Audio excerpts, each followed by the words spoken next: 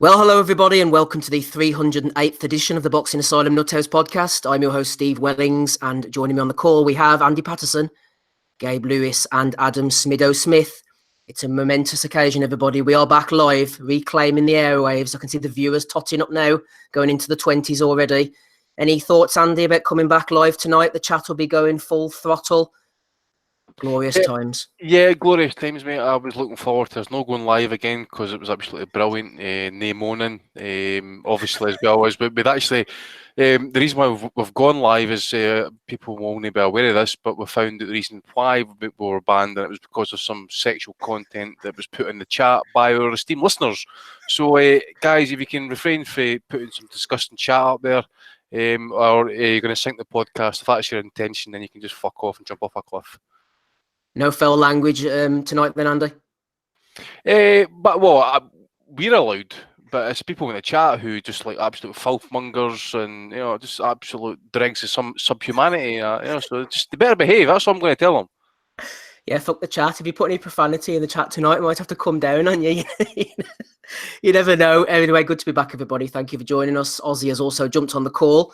Wouldn't be the same without Ozzy on, everybody. We've got a couple of guests coming up later, plus Bellew of the Weeks, questions, Patreon subscriber questions, all sorts of bits and pieces we're going to be hitting you with. And action next week as well. I was just looking through the schedule. There's quite a few bits and pieces. Of course, there's only one place to start over this particular weekend. Let's start with you, shall we, Gabe?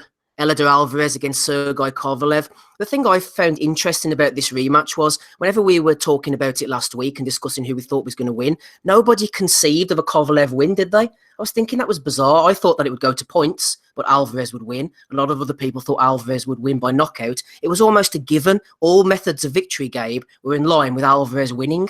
We dropped the ball here, didn't we, regarding Kovalev's performance? Oh, yeah, I think we really did. He looked best I've seen him look in a couple of fights. And even though he still looked good last night, I kind of felt like it was a little bit more of Alvarez just not really accomplishing or doing a whole lot of anything. He won fair and square, but I thought it was a pretty good fight for Kovalev, and as you said, I really don't think any of us saw that coming at all. Basically, just outboxed him the whole fight, and sailed the victory on a pretty nice little breeze. Certainly did, Gabe. Ozzy, what do you think about Kovalev's performance? I've noticed sometimes Kovalev, he has a tendency to throw like a sort of lazy jab and lean off to the side. He was open to shots. A lot of his work as well was hitting the arms and gloves, but it was enough to keep Alvarez occupied and win the rounds. Alvarez, he seemed to be getting frustrated in the third round, it was. In the fifth round, he did a little bit more, but he was beginning to look a bit like Edison Miranda. I'm sure you remember him, strong, powerful. But if you don't stand directly in front of someone like this, he's going to have trouble finding you. And Kovalev boxed really well, I thought, Oz. He was tremendous, absolutely tremendous. And I think one thing we didn't really mention last week was the fact that in the first fight, he was clearly winning. And it was a case of he got caught and then the fight ended when Alvarez produced an excellent stoppage. So we probably neglected in the fact that, look, Kovalev was winning the fight on the judges' cards. And look, it reflected in the second fight then. And I agree with Gabe. This is the best I've seen him in a long, long time now. I thought it looked really good at the weight on the scales when they weighed in on Friday, and it was a tremendous spectacle. And the reign of Sergey Kovalev goes on and on and on. I don't really want to see another rematch, to be honest. I mean, the 1-1 now, but can Alvarez produce anything that can potentially upset Kovalev again? I'm not too sure after seeing the latest display. For Kovalev now, I'm sure he's only eyeing up unifications and fights against Artur Beterbiev. Just really do. It makes your mouth water, doesn't it? Because that could be a hell of a fight. Let's just say that. Andy, we seem to enjoy the performance. Maybe we're going a little bit overboard. I don't think Kovalev was amazing, but he just did what he had to do. And he came out, he took centre ring. I liked his body shape, Andy. I thought he looked trim. He looked in good condition. I'm a big fan of Buddy McGirt. Very good fighter, excellent trainer. But he looked like someone who'd been training to me, Kovalev. He came out with purpose, took the centre ring. He looked like he was making a statement, leading off and saying, I'm going to keep you, Alvarez, in a responsive posture constantly. I'm going to be the one who takes control. And I think in the context of someone who I thought personally was completely shot to bits, to put in this performance, I'm impressed with him off the back of that context, Andy. I mean, he hasn't looked the best he's ever looked in his career, but given that I thought he was done, I thought he looked pretty good. That's fair enough. I understand what Ozzy and probably Gabe were saying as well. I'm kind of more in a kind of agreement with Gabe that Alvarez practically done pretty much nothing. Maybe that was because he couldn't do nothing because Kovalev actually decided to kind of box that game plan.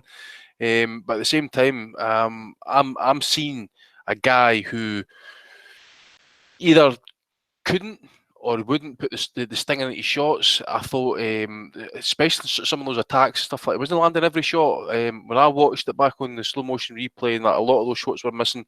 Alvarez never once I felt looked like he was in trouble. Took a heavy shot. If he did, they didn't seem to kind of acknowledge it. He kept going forward, and I did think it's always been a problem. We've seen it with the defeats and stuff. He blamed his gas tank in the last fight. I thought there were signs in the 6th round that he was showing signs of tiredness. You could see it. He was heavy breathing, and as I say, his punches just didn't really have the same on it. You see with Kovalev sometimes he would do this kind of thing with his feet. He'd be kind of like throw like lead shots for like a different stance. It was kind of weird the way he done it. The foot movement's not the same. Certainly has slowed down. But saying that as well, it did what he had to do last night. Boxed a game plan, kept it on the jab. And really, okay, he took a few shots, took a few flush shots actually, and he held them up pretty well. But I still think, if he'd faced a guy there last night who was willing to let his hands go more often and was willing to kind of step in, I think Kovalev would have been a lot of problems there last night. I really do. As I say, to me, he was showing slight signs. As I say, if there's a fighter in there who was actually willing to kind of let his hands go, I think it could have been a different story there last night, especially in the latter half or the middle half of that fight. But all in all, good performance and a good win by Kovalev. I wrote him off last week as well. As I say, his boxing ability is slightly underrated. He was a good amateur back in the days and that as well. It's just a clear sign that the guy was obviously fell in love with his power. And it's took Buddy McGirt, who usually gets, he does get the best out of fighters and that. I mean, we saw it when he was in the corner with Gatti against Gatti turned him into a boxer, Andy. Yeah. Gatti, for all intents and purposes, in that first fight, got involved in a war, and McGirt was constantly at him. He says, they don't need to take unnecessary body punishment. Just box, move. You don't need to get any kind of wars like that. So it's clear Kovalev, who David Jackson in the past is basically lambasted, who doesn't listen to a game plan, trains himself and stuff like that. Well, I agree with you to the point is that Kovalev has clearly listened to Buddy McGirt this time round about, stuck to the game plan and got the victory. I thought he won it wide on points. We'll get the Coppinger later on in Bellew of the week. And I just think with that Kovalev winning now, we could potentially get some of these fights that we're wanting to see, because obviously Beterbiev signing with ESPN now. So these fights could potentially get made. That would be one fight I'd want to see at light heavyweight, would be Beterbiev and Kovalev.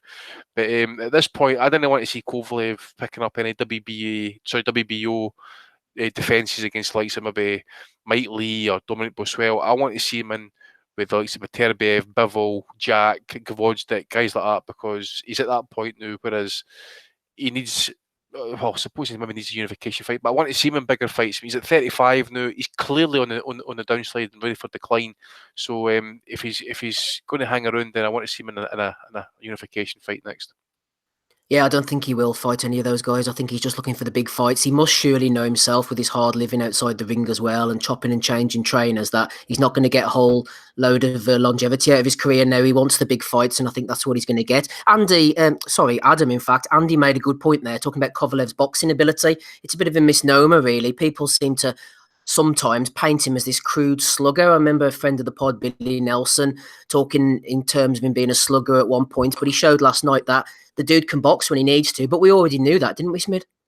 Yeah, we already knew that from the first Andre Ward fight, I think.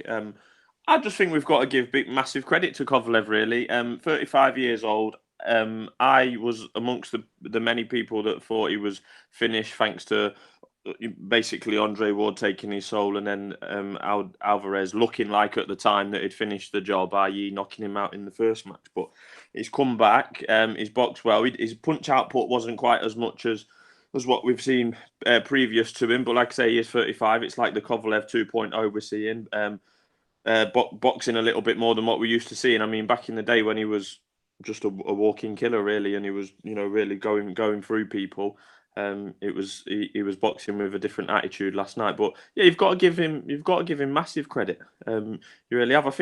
I mean, there's got to be criticism as well for Alvarez. I mean, I know Ozzy said he was behind on the cards the first time when he won, but he'd done the job. Like, it really looked like he'd wrecked Kovalev. Like, he wasn't only just down once on a lucky punch. He was down 3 times. He looked dejected. He's been messing about outside the ring. He's changed his trainer.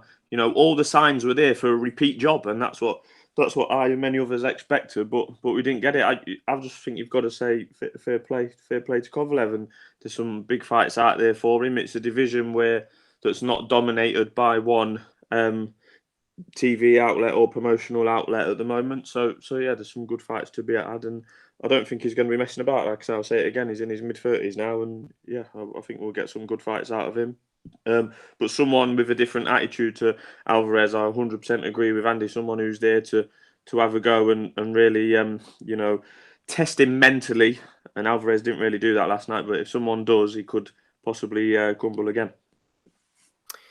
Good indeed. Shout out to everybody in the chat. A few familiar names there. We've got Don McNamara, MB, he's always with us as well. Tosh, Peter Sims, changed the narrative to Peter. Not quite sure what he's talking about there. A few of the other boys, Boxer Chock, AA Boxing and Blunts is in there as well. Check out his channel. He puts together some nice videos on his YouTube channel, AA Boxing and Blunts. Quite funny stuff. So go and give him a shout up. So there we go. We're having a shout out from Peter Sims. Shout out to you as well, sir. Right, let's move on, shall we? Andy, I was thinking about Oscar Valdez, actually. He's claiming to be the Peter Sims, and he's saying, I feel you lads are very harsh on the fighters we handle. What does he handle Kovalev? Aye, exactly. We haven't got there yet. I know. We haven't slagged anybody off yet, Peter. Give us a chance. I mean, no doubt we will, but not yet. Like, I know, Peter. I'll tell you what, Peter, you back to stealing fighters for like Billy Nelson again, pal, eh? Yeah, fucking prick. Fuck off. Welcome to come on the call then and explain himself. We're always open to guests, aren't we? So if it is the real Peter Sims, get in touch with at Steeman Wellings on Twitter and send him your number and we'll get you on the pod pretty much straight away. Yeah, no problem. Give me a shout on Twitter or email nuthouspodcast@gmail.com. I'll send you the invite for Hangouts or send me a mobile and I'll give you a ring. No problem at all. I'm going to be ringing one of our guests very shortly, actually. Try to be constructive. As someone who's always watching our social media accounts, I feel you lads give too much hate to our fighters. No, that's fine. Listen, he's a fucking troll, man. That's not Peter Sims. What's Peter Sims doing the YouTube channel, man? No, Peter's perfectly entitled to his opinion, Andy, as I'm sure you'll agree. And he's welcome to come on. I welcome him coming on. We'll have a chat with him. Absolutely no problem, Peter. You're more than welcome on this Sunday evening. Right, let's move on, shall we? Andy, I was talking about Oscar Valdez there. Belly of the Week nomination for Carmine Tomasoni. Did he propose to his girlfriend afterwards? And then he did. He tried to give her an intense tonguing. It was a bit embarrassing there. You need to put the tongue away there, dude. I've never seen the tongue, mate. I mean, obviously, it's unacceptable to be dropping the tongue at the missus if there's TV cameras are running about and that. It's even worse inside the church and that in front of the priest or the minister and that, you know. Yeah, obviously, she said yes. So I suppose, for a guy to get absolutely pasted for 7 rounds, it's the least you could do, you know. So, yeah, Oscar Valdez. I tell you what, I was actually more impressed with Teofimo Lopez there last night. Actually, obviously Valdez had come back off the broken jaw. Yes. Tomasani's not really a big puncher. I don't think he really offered much, in all honesty. I think he was got knocked down 3 or 4 times, maybe more than that. But no, it was Lopez actually really kind of stole the show for me. I mean, just the way he beat on Magdaleno, it was, rapid, great counters. The finish was absolutely emphatic. Left hook, stepped aside, left hook again. It was, it was everything that you want to see. And my fighter, I want to see anyway. Someone who's got a bit of nastiness about him. Someone who's willing to let his hands go, willing to fight. So yeah, I mean, they're talking about this guy as this kid now. We're talking about like prospects. I really think this guy is going to be challenging for a world title potentially later on this year. I mean, they're talking about him going to be too tight for 135 by the end of the year. They're talking about moving up to 140. They would be willing to take the Lomachenko fight as well, from what I understand. So, yeah. So once I think Loma fights Commey next, so I would like to see Lopez fight Lomachenko or the Commey winner, absolutely. But Valdez, again, as I say, I think it was just more kind of a fight to kind of get the rust off. Maybe kind of safe fight as well. As I say, the guy's not really a big puncher, and but I think we saw it as well. He didn't really offer much as well either. So you know, it was what it was. I suppose it was just a fight that kind of kept him ticking over. And Richard Commey, I was again, I was surprised to see him start so quick. Kind of really tore into Chaniev and knocked the guy down twice or three times, I think. Vicious right hands on that as well. So yeah, it was a decent card all around, that one actually, for ESPN last night. Yeah, I thought it was pretty decent stuff. Just staying on the Teofimo Lopez subject, Gabe. He knocked out this guy, obviously Diego Magdaleno, on paper, nice record and all that. He also knocked out William Silva and Mason Menard. He's doing what they're asking of him. He's building highlight reel KOs, but I'm wondering about the level of opposition. I've never really had an opinion on this before, Gabe, but Top Rank, I think, are very cautious and a little bit soft when it comes to matchmaking. They definitely know how to build a star, there's no doubt about that, but they also know how to protect one too. It came to bite them on the ass last year when you had Alex Saucedo, nearly lost to Lenny Z, found his level, chucked him in against Maurice Hooker, lost the fight. Christopher Diaz hadn't fought anybody while building a record, put him in against Masayuki Aito, lost the fight. You got the likes of Jose Carlos Ramirez and who's the other guy? Gilberto Ramirez, fighting, being fed absolute gash all the time. Top Rank are the great protectors. Is Lopez going to be ready whenever the time comes, Gabe? Judging from his performance, I think so. I mean, he looks sharp. He looks solid. I want to see him get hit and see what happens to him whenever he gets really nailed. But I mean, he's got seemingly all the tools. He's fast. He hits like a mule kicks. He can put them in combinations. He can counter. I haven't seen him really have to play defense so much, so that I feel like that may be an area where somebody may be able to exploit him again. Just because I haven't seen it doesn't mean it's not there. His footwork looks solid. I really don't find too many holes in this guy's game as of right now. Of course, all that comes to light, like you said, whenever you step it up. I want to be real clear on what I think about that particular fight, because Diego Magdaleno is maybe hasn't been someone I would consider to be chump change. He's had a decent career. I mean, I think his record is a little bit inflated. I think he's a solid fighter, though. Again, I'll go back to the fight with that Puerto Rican kid. Jesus Christ, who was it? He fought him out there in Macau, China, on that card whenever they were doing the Zhu Shiming stuff out there. Roman Martinez. Rocky Martinez. He beat Rocky Martinez and didn't get the decision. I've never been one to say that Rocky was a world beater, but he was a solid guy. I think that Diego is probably past his best. He's never been a big puncher, as you can probably tell by his record. So I think whenever I'm looking at this fight in particular, I see a guy who I know has been solid in Magdaleno. I know he's been a guy that should have achieved his goal of winning a world title. So I think it was a good matchup, because if a top Diego Magdaleno showed up, then he could have gave Teofimo Lopez a decent scrap. I don't think what we saw last night was anywhere near the best that I've seen Diego Magdaleno. So I think that there was, some difference there. But I think, again, he's a solid kid. He's got lots of experience, and Teofimo Lopez pretty much blew through him. And so I think he does. I think he's going to be a top guy. And I think that even though they're going to match him right, like Top Rank always seems to do, that he'll be okay in the end, because he's solid. He's got the skills, as we can see right now. I want to see somebody really push him, which is going to take him to step up a little bit, but I don't think he's quite ready where they're going to throw him into the wolves just yet. No problem, Gabe. Thanks very much. We have our first guest of the evening on the call. Delighted to welcome Callum Blockley. How are you, Callum? Very good, mate. Thank you.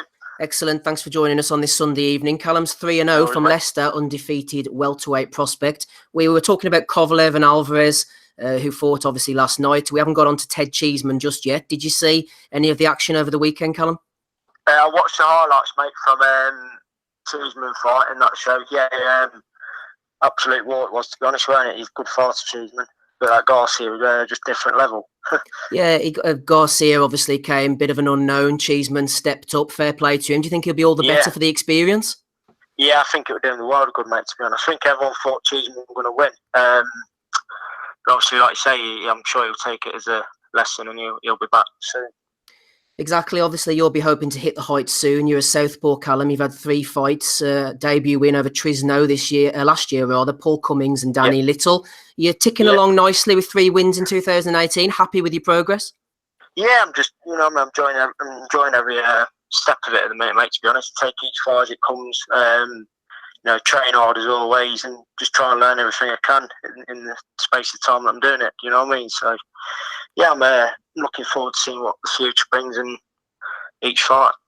Obviously, you've been going in against journeymen at the moment, which is natural, guys who haven't got too many wins. You haven't lost a round as a pro so far. Is Carl obviously going to move things up a little bit soon, guys? Who are going to come and have a go at you? We've not had a proper talk about it. We've had a brief talk and that, but like I say, I think the better the opponent, I think it'll bring more out of me, to be honest. Obviously, these lads in boxing at the minute, they're tough. They know how to cover up well. They know how to sort of survive the round if they are in trouble. So, yeah, like you say, it's just getting the experience at the minute, getting the rounds and the new belt. And then hopefully, when the step up does come, I'll be more than ready to take it on. You're obviously only a novice pro, 23 years of age. What type of amateur career did you have, Callum? To be honest, mate, it wasn't a bad one. I never won anything major. I represented England like a select boxing against Ireland. That was one of my main highlights of the career. I fought a lot of good lads in the amateurs. But like I say, I never really went on to win anything national. I got to the semis of the CYPs. I won a few Midlands titles, but like I say, there's a lot of lads out there, top amateurs, for GB, and I know a few of them, and I never really won anything like that, but I'd say I had a good, decent amateur career. 23rd of February, they've got you out there, Leicester Arena, another 4-rounder. Looking forward to it? Yeah, I can't wait, mate, to be honest. As soon as I got the call from Cole, I was over the moon. I've been training for it since Christmas, before Christmas actually, so when I got the call, I was over the moon, so yeah, I'm looking forward to it. We've got Callum Blockley on the call, everybody. Trains with Carl Greaves. Any social media presence at all, Callum? Yeah, I'm on Twitter and Instagram, Blocko1995. That's my username. So, yeah, I'm on all of that. Cool. I'll give you a shout out later, maybe drop a retweet and that. Things are moving on okay for you at the moment. What's it like training with Carl? What kind of guys does he have you sparring with? To be honest, I try and get with Carl because I'm based in Leicester. I train in Neil Tomlinson and then go over Carl for sparring sort of when I can. But yeah, I get good sparring in Leicester with Michael Williams. He's a tough journeyman. That's the sparring today. Young amateur Tyler Rivers from El Shilton. He's sort of on the England setup at the minute. Obviously sparred with Sam over Carl's gym, Kyle. So yeah, it's a good mixture, to be honest. Carl, brilliant going when I do go up there and do it with Carl. Sort of get just a bit different training, a bit of sparring. It's sparred with Kev Hooper over there, who's just retired. But yeah, it's good, mate. It's going well. Down on the small hall scene, it's obviously all about shifting tickets. Do you have trouble with that? Are you okay going round and flogging them to friends and family? I don't like selling tickets, to be honest, mate. I sell a fair few, which is overwhelming, to be honest. I think for my second fight, I think I've done about 310 in total. So, yeah, it's got sort of a good little following going at the minute. That's really good numbers. So obviously when they put you on the card with you, the likes of Sam Bowen, you can, it's a fair atmosphere they're making. Yeah, that's what I mean. Boxing on these shows so early in my career, it's brilliant to get hold of the atmosphere. You know what I mean? It's sort of, the crowd and that's a lot bigger than these small all shows. So it's good to sort of gain experience so early on. Just final couple of questions, Callum. We do thank you for your time. You mentioned there Sam Bowen. What's it like sparring with Sam? What does he do well? He's an absolute animal, to be honest with you, mate. He's relentless. He sort of just finds the gears so easy. He's, you know what I mean, he won't stop for the all round, you know what I mean? So it's brilliant for us lads to spar with him, because I don't think you're ever going to box a lad who's going to be on you as that much, you know what I mean? Even because we was in the same amateur gym, even from, when I was amateur, sparring with Sam, it's sort of always been the same. He's a different level. Are you going to take things slow, move it quickly, area titles? What's the sort of career progression? I think that's me aim, mate. Yeah, I mean, I'm not one of these who say, I'm going to win a world title and all, because, a bit realistically, I don't think I will. But yeah, I'd love to be fighting for some sort of title by the end of the year, and then obviously, if it works out, then we'll just see what the next step is. So yeah. Whenever you're on the way up and that you're a novice pro, you're trying to shift tickets, you're chucking a load of tickets there, 310. Do you look at guys like, say, Sky Fighters, the likes of Conor Benn, who maybe isn't the most talented, but he has the name and he's getting the big spotlight and pushed through the ranks? What do you think about that? I mean, you've hit the nail on the head, to be honest. You think, what's different about, the way they sort of approach yourself, the way they're looking, in the fights. You think, well, you'd certainly have a go with them, do you know what I mean? It goes through your head, but I suppose you just got to take whatever fights in front of you, and then hopefully, try and get the win and move on to the next one. But yeah, it does go through your head, thinking, well, they're at that level, they're getting all the, the TV promotion. You think, well, you know what I mean? I'd certainly get in there, but you never turn a fight down. So yeah. Do you think then, say, for example, obviously this is hypothetical, but if someone came to you and said, right, you're 3-0, we've got a matchroom prospect who's 3-0 as well, Carl's happy with it, would you sort of jump in at that opportunity? Oh yeah, without a doubt, mate, without a doubt, yeah. I won't say I'm one of them lads who duck fights, you know what I mean? I'd fight whoever Carl puts in front of me, you know what I mean? Yeah, I'd definitely take it, yeah. Lovely job, refreshing attitude. Absolute pleasure having you on, Callum. Best of luck with your future career. Thank you for your time, mate. Cheers. All the best. Cheers now. Bye. Callum Blockley there. By the way, that he says he would never think he would win a world title. It's just a wee bit refreshing honesty there. That's good. He sort of knows where he's at, heading towards area titles. But if the opportunity came along, he'd go in with a prospect. And it's just a bit of realism, you got to be realistic in this game. Keeping things real, talking of keeping things real. Rapping Rob Kelly's on the call. One of the greatest rappers that Ireland's ever seen, I would say. What about terrorists? I wouldn't say one, dude. I would say the greatest, but Tara is a great mate of mine, actually. Yeah, very good friend of mine. Good old terrorist. Another friend of yours, Rob. What about Sergei Kovalev? Maybe the type of friend you won't want to be acquainting with. He likes to throw the fists around in and out of the ring. I think he's mates with Tommy. He's mates with Tommy and Brian King this week. Big Sergei. But yeah, surprising enough results, because I picked against him last week. I thought he was shot. I thought he was shot mentally. I thought that case was after affecting him. I thought all the stories that we're hearing were true, and I didn't think Buddy McGirt was going to be able to get him back on course. But Sergei Kovalev was, or is, an elite light heavyweight.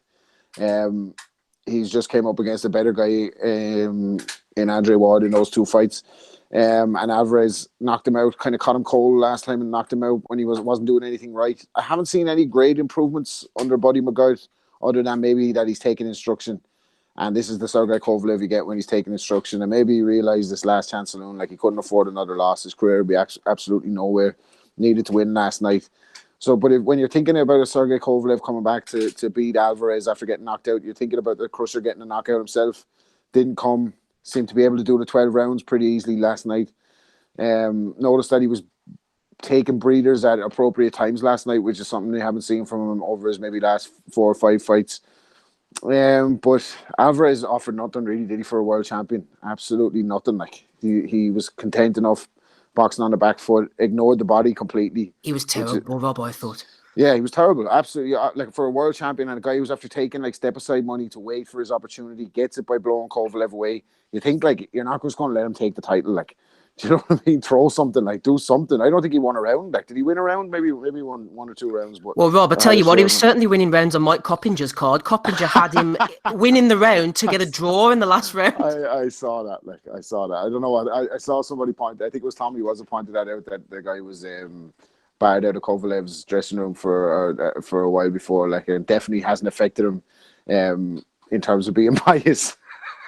Like, Alvarez done nothing in the fight. Like, absolutely not. Like, he could have had it a shutout. I wouldn't be mad at anybody that gave him 2 rounds, maybe, but he gave up his title meekly against a Kovalev who wasn't firing on all cylinders, but was definitely improved a little bit since the last fight. So, Kovalev could still be the man at 175. I mean, the Kovalev Bivol fight comes back now, doesn't it? That's interesting again now. Bivol and Kovalev.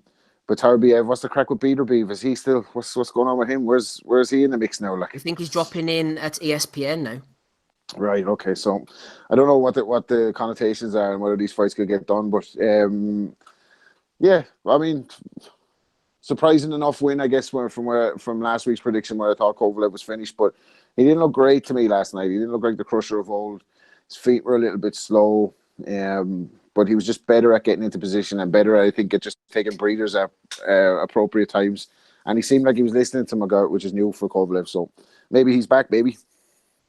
Rob, just a word on the undercard. Oscar Valdez against Carmine Tomasoni. I just want to take things a little bit left field. I was thinking when I was watching Valdez, and I do every time I watch him, going back to the Olympics, obviously against John Joe Nevin, what might have been silver medal, went in against Luke Campbell. There's Valdez kicking it, killing it as a pro. Where's John Joe? Well, John Joe got him. Like, John Joe, without getting too deep into it, was a victim of his circumstances. Like, really, wasn't he? Like, there's a lot of, for those who don't know, in that community, in the Irish traveller community, there's a lot of feuding between families, and John Joe got caught up in it. Got an injury where his leg got broken, and it's just completely derailed his career. I liked the direction that John Joe was going. I thought he was a brilliant amateur. I thought he didn't fight to his best in that semi-final against Luke Campbell. I thought he was or the quarterfinal, was it? It's a semi-final quarterfinal against Luke Campbell. I thought he was a little bit in the final. The final, rather. Sorry, the final, rather. Yeah, the final. I thought he seemed to be content to be among the medals. I thought he let Luke get his rhythm in that fight. But he had the attributes to go pro. Going to the States, I think he was with the Caseys and the guys. He was over in the States, so I was happy to see him, start a new base over in the US. But back in Mullingar, like, I don't know if it's the best location for John Joe Nevin. Like, and his pro career hasn't panned out at all since those Olympics, and it's a bit of a waste, as you said. Yeah, definitely. Certainly wasted talent. Plenty of talent on the panel here for episode 308. Smido Smith is with us. You just heard Rob Kelly, also Ozzy, Gabe, Andy Patterson, me, Steve Wellings. Delighted to have everybody in the chat. All the usual faces are in there. No sign of Chukwu, everybody. No sign of Jason Chukwu yet. I will keep you informed if the Chukwu does indeed appear. Breaking news if we see him. Joseph Ajayo, no sign of him, but he was on Twitter earlier this week talking about Adrian Broner. Chukwu's holding a fucking vigil bedside to O'Donnell Stevenson, man. That's what he's doing. Well, I don't know if he's holding a vigil for Broner anyway, but Joseph Ajayo jumped in on Broner's performance last week. If you came from the hood, Adrian Broner, you don't have to behave like a recalcitrant problem from the hood. You are a clown. Your gambling habit will lead you to poverty. Floyd Jr. has the gambling syndrome too. Plan for your tomorrow. Ask the rich celebrities who are broke now, says Joseph Ajayo. Wise words for us all, I think. Smido, tell me about Ted Cheeseman, Smid, because we're jumping in now. The chat have been talking about a bit of cheese. He went in against Sergio Garcia. Quite a close fight, actually. One of the judges had it 115, 114. Just shows how much Cheeseman did to narrow up the scores there, Smid. Yeah, that was interesting. But you could tell that, because the first half of the fight was reasonably competitive, let's say, and as such, you could have had some rounds going either way, but Garcia definitely took over in the second half of the fight. I mean, just imagine if Garcia could dig, because if he could, Ted Cheeseman would be in a bad way. He was taking punches clean flush to the face, Ricardo Mayorga style, for about the last 3 rounds. He's been found out, basically, Cheeseman, but I think fair play to him. He's only 23, going in for a European title. We expect to see Matchroom guys like this, the next phase of Matchroom guys, to go through such tests with flying colours, but it didn't. And I don't think that's a reason to hate on him or Sky or the matchmaking. I think that is, they've chucked him in at a decent level. They found out how good he is. I know I sound like fast car, but that's what happened. I just thought the output from Garcia was fantastic. I thought Cheeseman was loading up on single punches far too early in the fight. He was hardly jabbing at all. He didn't work the body at all. And Garcia was just going through his repertoire. I think the 8th round was really quite bad for Cheeseman. And then I think he had a decent 9th. So to get, to wonder if he was back into it, but he wasn't. I mean, he was virtually out on his feet for the last 2 or 3 rounds. And like I say, if Garcia had any dig about him, the fight would have either been waved off by the ref or pulled out by the corner. I mean, there's an argument he should have been pulled out anyway.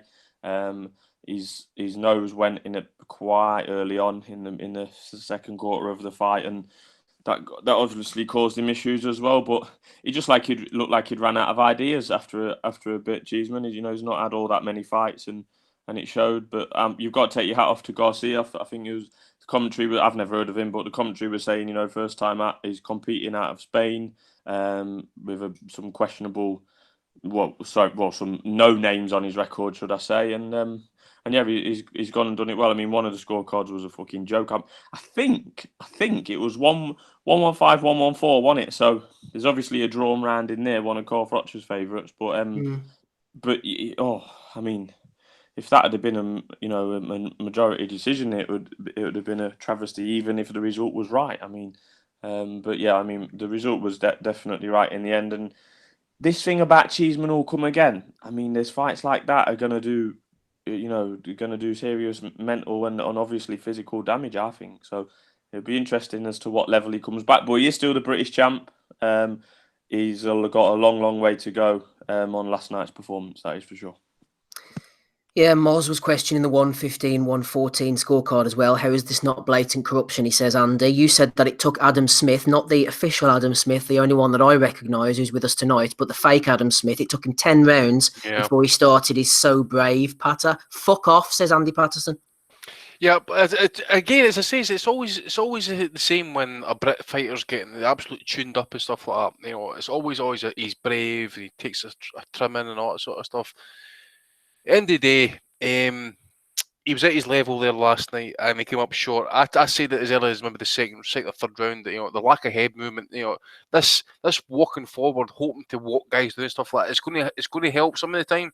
But at the end of the day, that's two fights back to back that he's been in an absolute, I wouldn't say trouble, but he's had fucking hard fights, by the way. And I agree with what Smithers was saying and stuff like that. He isn't going to realise any potential or go any further than European level off that performance there last night, unless he actually works on defence and stuff, a wee bit of head movement and that. He's not going to make it. I mean, he was swinging with shots there last night. That's how desperate he was getting.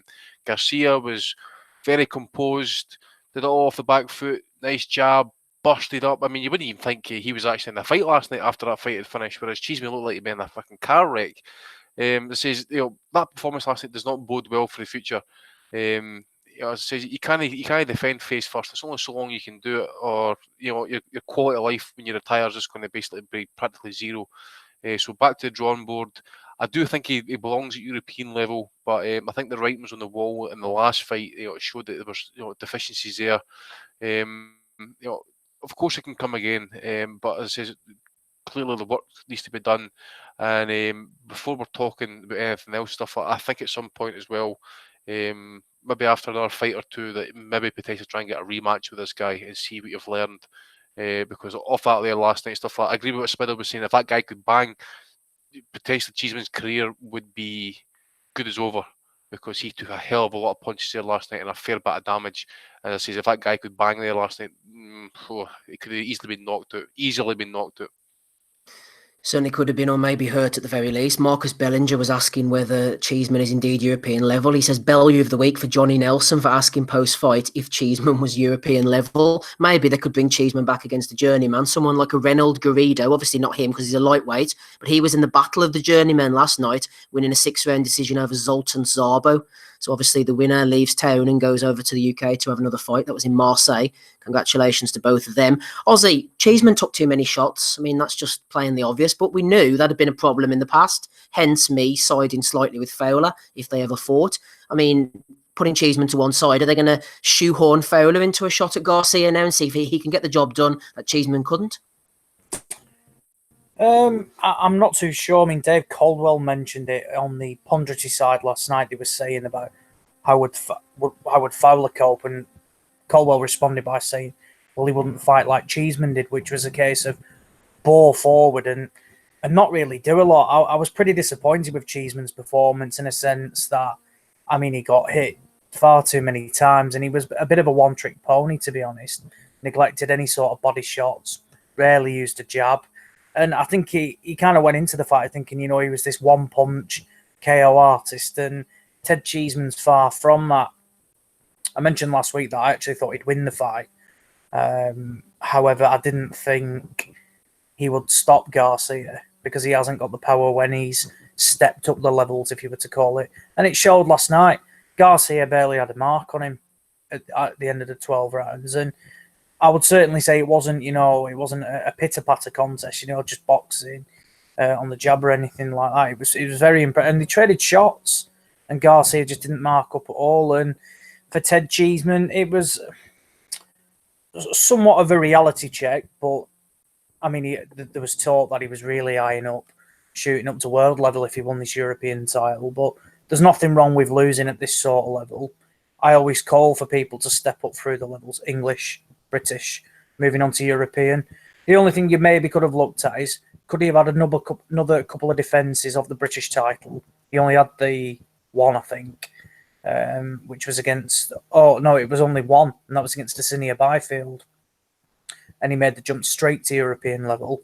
I think he needs a break now. That was a brutal fight last night, and he took a lot of shots. Ozzy, sorry to interrupt you. Is it something to do with the constant fact that we've got all this boxing on there? We've got, it's great, isn't it? We've got DAZN, we've got ESPN, we've got all these different channels. We've got 25 shows a year. We've got 5,000 shows on this channel. And we've got to constantly find dates, constantly find fighters, constantly find headliners all the time. Content. DAZN wants 8 hours, blah, blah, blah. You know what I mean? So we're going to have to push these guys here and move these guys like jigsaw pieces around here. And guys are getting pushed into opportunities that maybe they're not ready for. Quite possibly, but I think Cheeseman was more than open to taking this fight as well. At the end of the day, there's a reason fighters employ managers. And if the managers feel that they need to jump into the opportunity because they won't get it again, then they need to take a long look at themselves, because fights like that, Cheeseman will learn from, but he can't have too many of them because it'll end his career early, very early. Like I said, he was battered last night, being brutally honest. He was battered. So I think he wanted the step up, to be honest, Cheeseman. I think they fancied the fight. I mean, there was a bit of disrespect, really, from some of the punditry that, I mean, I think Johnny Nelson described Garcia as a bit of a soft touch. I can guarantee that Johnny Nelson hadn't watched 5 rounds of Sergio Garcia. I mean, I picked Cheeseman to win the fight, but I didn't think it would be, like a massacre or anything like which was being described as.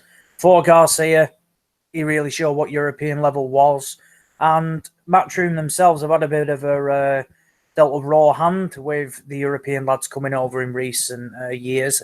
I think just from memory, they've had Sergio Garcia, who obviously beat Ted Cheeseman, Patera, who beat Lewis Ritson, and Mohamed Mamoune, who outclassed Sam Eggington for the European title as well. So proper European level is a big step up, a couple of levels above British level. So I think it's all about the timing. And lads like Cheeseman, they don't need to rush it. Look, he's not, 35, 36, where he needs to take these chances. There's nothing wrong with hanging around at British level, looking to win the belt outright, or a couple of defences, keep on learning, and then make the step up to European level? I think European level is being viewed at the moment as a stepping stone. You almost hear people say it because everybody has to win a world title these days. Everyone has to be a world champion. If you're not a world champion, you're classed as a failure. So it's like, yeah, we'll get from British level, step through European level straight onto the world scene, and people are maybe overlooking that European level, as you rightly say, Ozzy, which is a serious step up. It is. You're completely right, and I think one thing to blame is the amount of these, like intercontinental titles as well. Not WBO European. They give a false perception of people's abilities. Yeah, because you can get, like, say, 9-0 prospects winning these WBO European belts, for example, and they get a top 15 world ranking straight away. I mean, Conor Benn is ranked number 9 with the WBA in the world rankings. I'm sorry, that is a travesty, because he's not boxed at English level. Never mind to be ranked number 9 in the world, and that was against that bloody kickboxer Payno. So it's things like, I mean, for me, certain titles have been diminished. I think the Commonwealth title has been diminished from what it once was. I think all too often now you see, just random African lads farmed in from the middle of nowhere. They get, a shot at this vacant Commonwealth title. They get iced, and then your home fighter is now a Commonwealth champion. I think that's one of the easier titles to win now. And I think sometimes an English title can be harder to win than a Commonwealth belt, because you can't really cheat the English level, but you can cheat the Commonwealth, as shown with Felix Cash last night. I mean, that Rashid Abalaji, it was a travesty, absolute travesty. I didn't see it. What happened? Oh, he got iced in a round. He didn't want to know.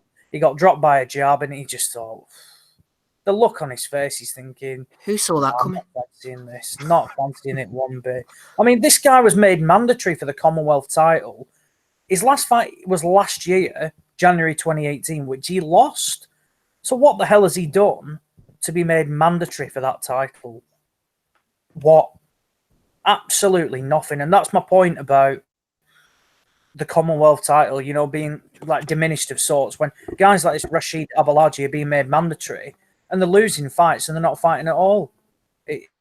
It's not right. And like I said, fighters do suffer for it because they pad these records out against, like mediocre fighters. And when they do make the step up, they seemingly get found out. That's the thing, though, Ozzy. They can bring the Nigerian guy over, say, oh, he's won his last 3, including 2 by knockout, and it looks sort of impressive. It is. And I mean, you see it with all, like these Hungarian lads and things like that. Oh, he's coming over, he's 16-2. But if you actually delve into the record, they're fighting puddings, in like bars in Budapest and things like that.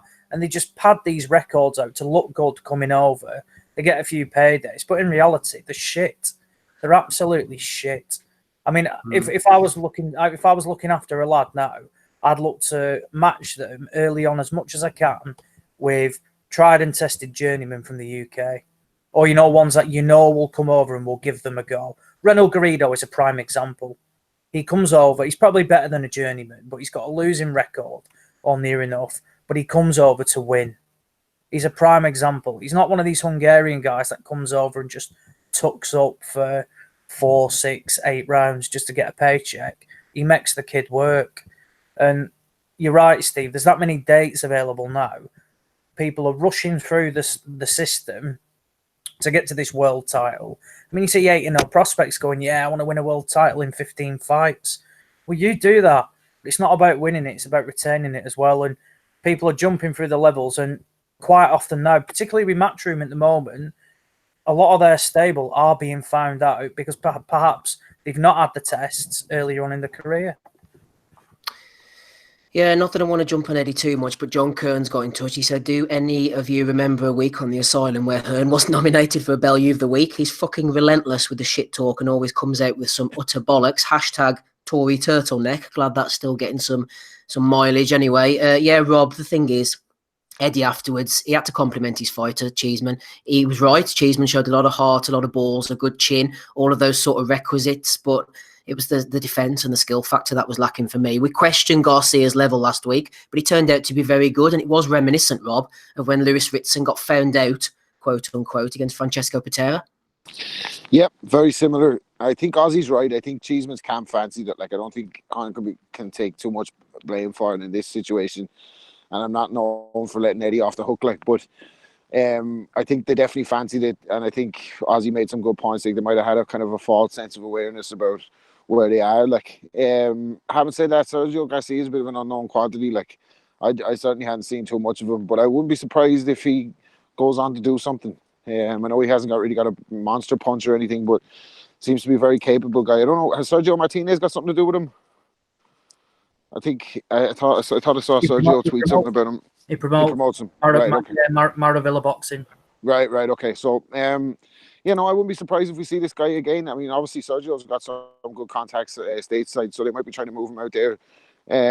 Cheeseman can come again, but yeah, I mean, you can't take punches with your face like without stating the obvious. And everyone knows my favorite type of fighters are the defensive fighters who don't get hit. Like, and I find it tough watching that. Like, not like from a like a kind of a squeamish point of view, but just like you're looking at guys taking shots like with their hands around their waist, like you think, oh, what's the point, dude? Like, you know what I mean? Your career is only so long, like, so. Don't think I'm going to say anything that hasn't been said about it already, but Cheeseman could come again. I still think that domestic clash is there for him.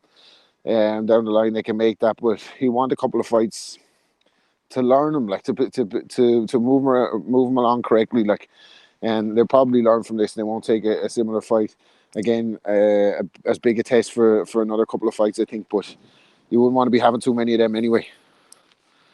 Well said, Rob. We've got our second guest of the evening on the call. Delighted to welcome Coyle Heywood. How are you, Coyle? How you doing, mate? You all right? Yeah, I'm good, man. Not too bad at all. We've already had Callum Blockley on. We've got Coyle on now. He's 8-0 with one knockout, a super welterweight. Age 27, Coyle, you're pushing on in your next fight against CJ Challenger. He's 9-0. You're 8-0. Looking forward to this one? Yes, mate. Yeah, it's my first proper step up. So, yeah, I'm just buzzing for it, to be fair. Local derby. For the Midlands area title as well. Yeah, buzzing for it. Great stuff. The vacant British Boxing Border Control Midlands area super welterweight title is on the line, everybody. Is that a 10-rounder, is it, Coyle? Yeah, it's 10 rounds, yeah. So you're obviously putting in the hard yards in the gym, getting prepared, ready for those 10 rounds. You know, you don't want to leave any stone unturned. Yes, mate, yeah, like heavy 10-round sparring sessions, good track work. You know, all that sort of stuff. So, yeah, it's good, man. I mean, I've only done 8 rounds previous to this. It's my first 10-rounder, but I'm looking forward to it. I think I'm one of these fighters that get better as the rounds go on, you know. Yeah. So, I mean, what type of training and sparring have they got you doing to prepare for those 10 rounds? A lot of road work. Give us an insight into your training regime. Well, to be fair, Cole's got me doing 800-metre sprints on the track in this camp, which... that actually keeps me up at night, like the night before, because it's horrible. It's a proper grueler. Yeah. Get around 800 metres in less than 3 minutes. So obviously that represents a round. You get a minute's break in between. Do that as many times as I can, then go on to 400 metres within 2 minutes. Yeah, it's just hard work, and it's getting me fitter, so yeah. Just looking at your record there, you got the one knockout against Tommy Carter. Did he come to have a go, Tommy? Yeah, well, I think so. Yeah, he turned up. He was a big lad, to be fair. He turned up a bit overweight and that. I was a bit. Obviously, it was early on in my career. I didn't have obviously selling tickets and stuff. He turned up. I think he was 14 pounds heavy. Wow. Heavier than what I was on the night. Do you know what I mean? So I just went out from the first round and just went at him, really. So yeah. I was a bit angry. Not angry, but a bit teed off, you know. Yeah, did you think, obviously I don't want to put words in your mouth or anything, do you think it was a bit unprofessional? Were you a bit annoyed that he'd come in so heavy? Yeah, definitely, yeah. Because obviously my hands were tied, obviously selling X amount of tickets, everyone there to watch me, and then the geezer turns up overweight, you know, not taking it serious, so yeah. Yeah, you've shifted all these tickets. He's turning in a stone overweight. You can't exactly have the luxury of saying, I don't want this fight. Yeah, exactly. Yeah, that was it, yeah. You made your debut in Scunthorpe, had a fight in Nottingham, Newark, back to Leicester. You've been to Coventry as well. You've got around the country, good experiences? Yes, mate. Cole said my debut was going to be in Scunthorpe, which wasn't ideal, but I still managed to get over 100 people up there, all the way up in Scunthorpe, which is like a good 70, 80 miles from where I live. So a good crowd, a good following, and it just went from there. Really, just built from that. So, and it just got closer to home as I've gone through my career. Your boxing CJ challenger, as we mentioned, he's fought William Warburton, the journeyman pro. A lot of people seem to think that Warburton might have won that fight. What do you make of CJ? Have you seen anything of him? Yeah, I've watched that fight, but you know what? I'm trying not to look into things like that, like previous fights. I'm just concentrating on myself and how I'm going to be on the night. I think the best Coyle Heywood beats the best CJ challenger, so I'm just concentrating on being the best Coyle Heywood. Indeed, everybody. Coyle Heywood's on the call with us. Have you got any social media presence, any Twitter, Facebook, anything you want to plug, Coyle? Yeah, so I'm on Instagram, Kyle Hammer Time, Twitter, Coyle Heywood 991, and Facebook, Coyle Heywood. Yeah, give me an ad and follow, peeps. Yeah, no problem. Everybody go and follow Coyle there. 27 years of age, as I said. If you can get past CJ, hopefully you can. Realistically, where do you see yourself going in the sport, Coyle? Well, I've said from day one, it's my dream to get the Lonsdale belt. That is my dream.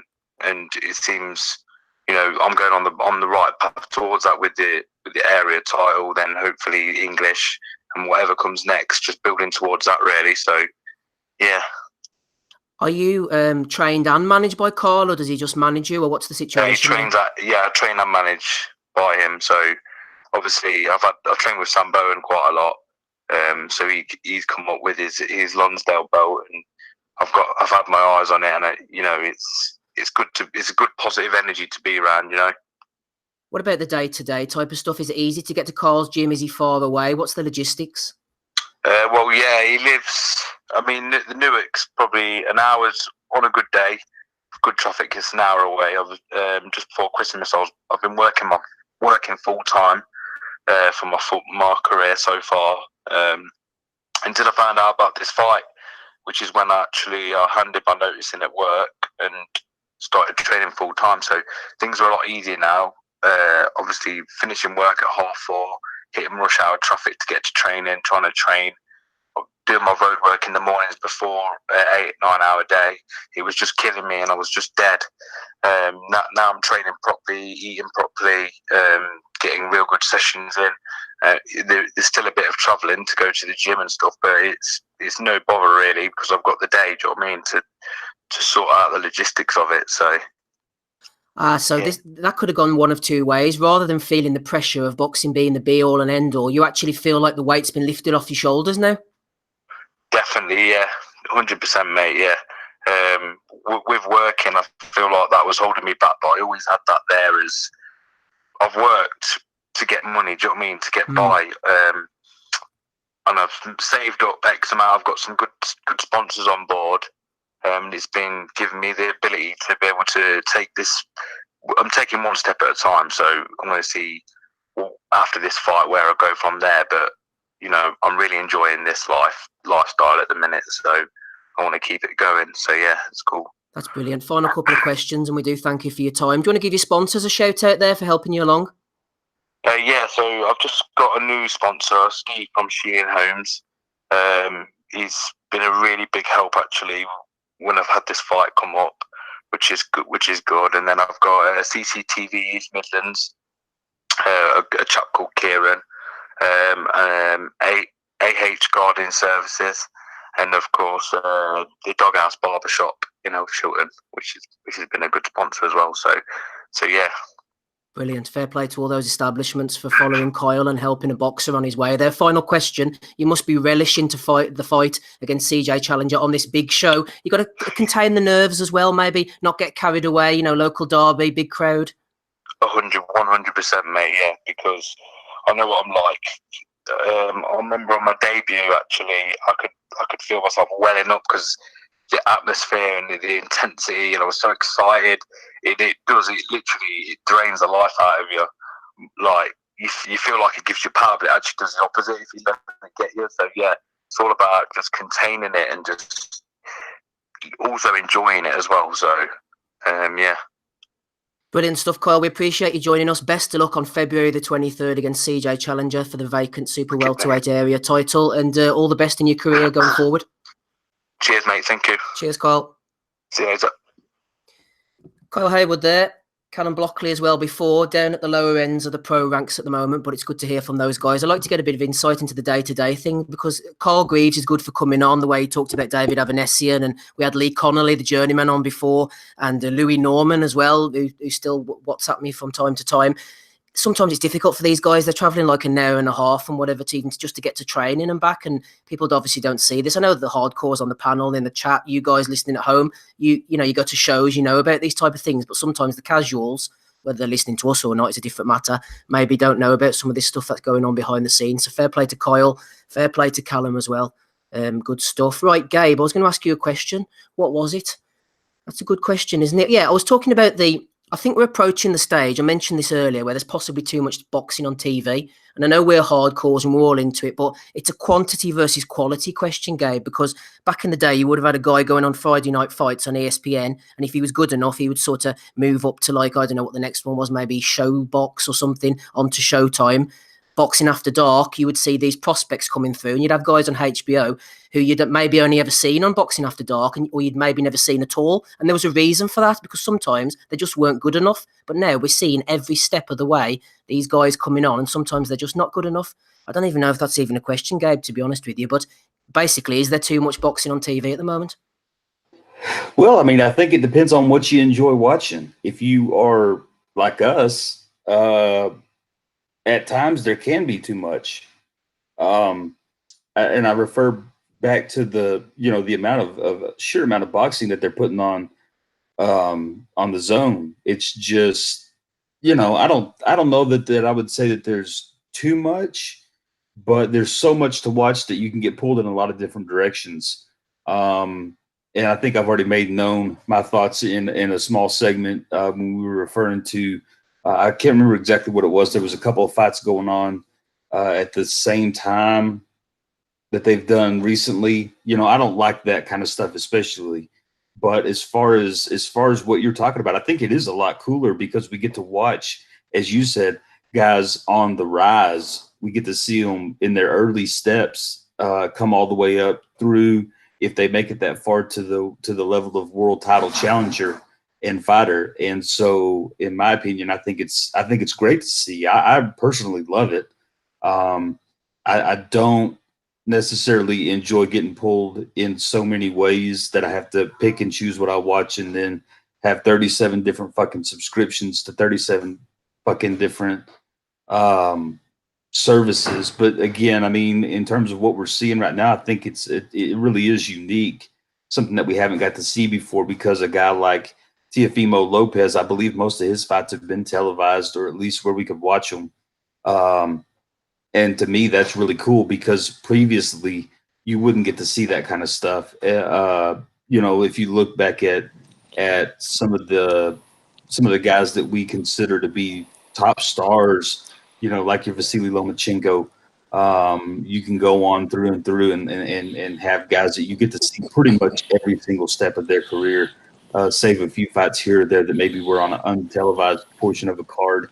But now we're getting to see those untelevised portion of cards because they're putting them on.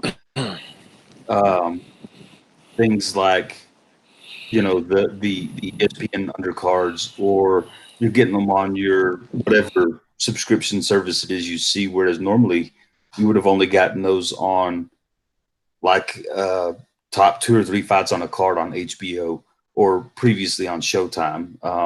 And now they're running special Showbox events, or what do they call them? Show Extreme events prior to the main portion of the cards and stuff. So you're getting to see, like you said, a lot more. I personally love it. I love to watch guys as they transition from, really young in their career to the portion where they're stepping up, and then into the level where they're challenging for belts, whether that be a Commonwealth belt or a world title. And so, like I said, I personally enjoy it. I think it can be a little bit much for some people, specifically those people that maybe don't watch as much boxing as we tend to, and as most of our fans tend to watch. So from my perspective, I love it. I think I want to keep seeing more of it. But I could see how, again, the average person could be a little bit consumed by, Jesus Christ, there's a lot of stuff out there. Yeah, well said, Gabe. Shout out to the boys in the chat. Boxer Chocks in there. Tosh as well still. Jeff C says, lads, give us a like. Yeah, Jeff's right there. 140 watching, only 28 likes. And there's also 3 dislikes as well. And I want to thank you guys because YouTube doesn't care about thumbs up or thumbs down. It's all about engagement. So the dislikers as well are also helping us. So thank you very much. Long may it continue. Yeah, Ozzy, you wanted to come in there. Just before you did, actually, Ozzy, my son was... in and out playing on Fortnite last night while I was watching the boxing stream, and he does a bit of boxing himself. He joined the club there at the turn of the year. He's not a boxing fan, but he just looked at the laptop while I was watching the who was it now? It was Craig Richards and Jake Ball, and they were coming into the ring, and my son said, "Where is everybody? They pushed them all back away from the camera because they're causing trouble." And I was like, "No, that is the crowd in them." So there you go, Ozzy. Even a boxing fan noticed that there weren't too many in the house last night. There wasn't, but I think it was never going to sell out the O2 Arena, that particular card. But just touching on the amount of boxing, I think the product has changed in the UK now. I think going to the big shows is more like a night out, and the fights in the ring kind of come secondary.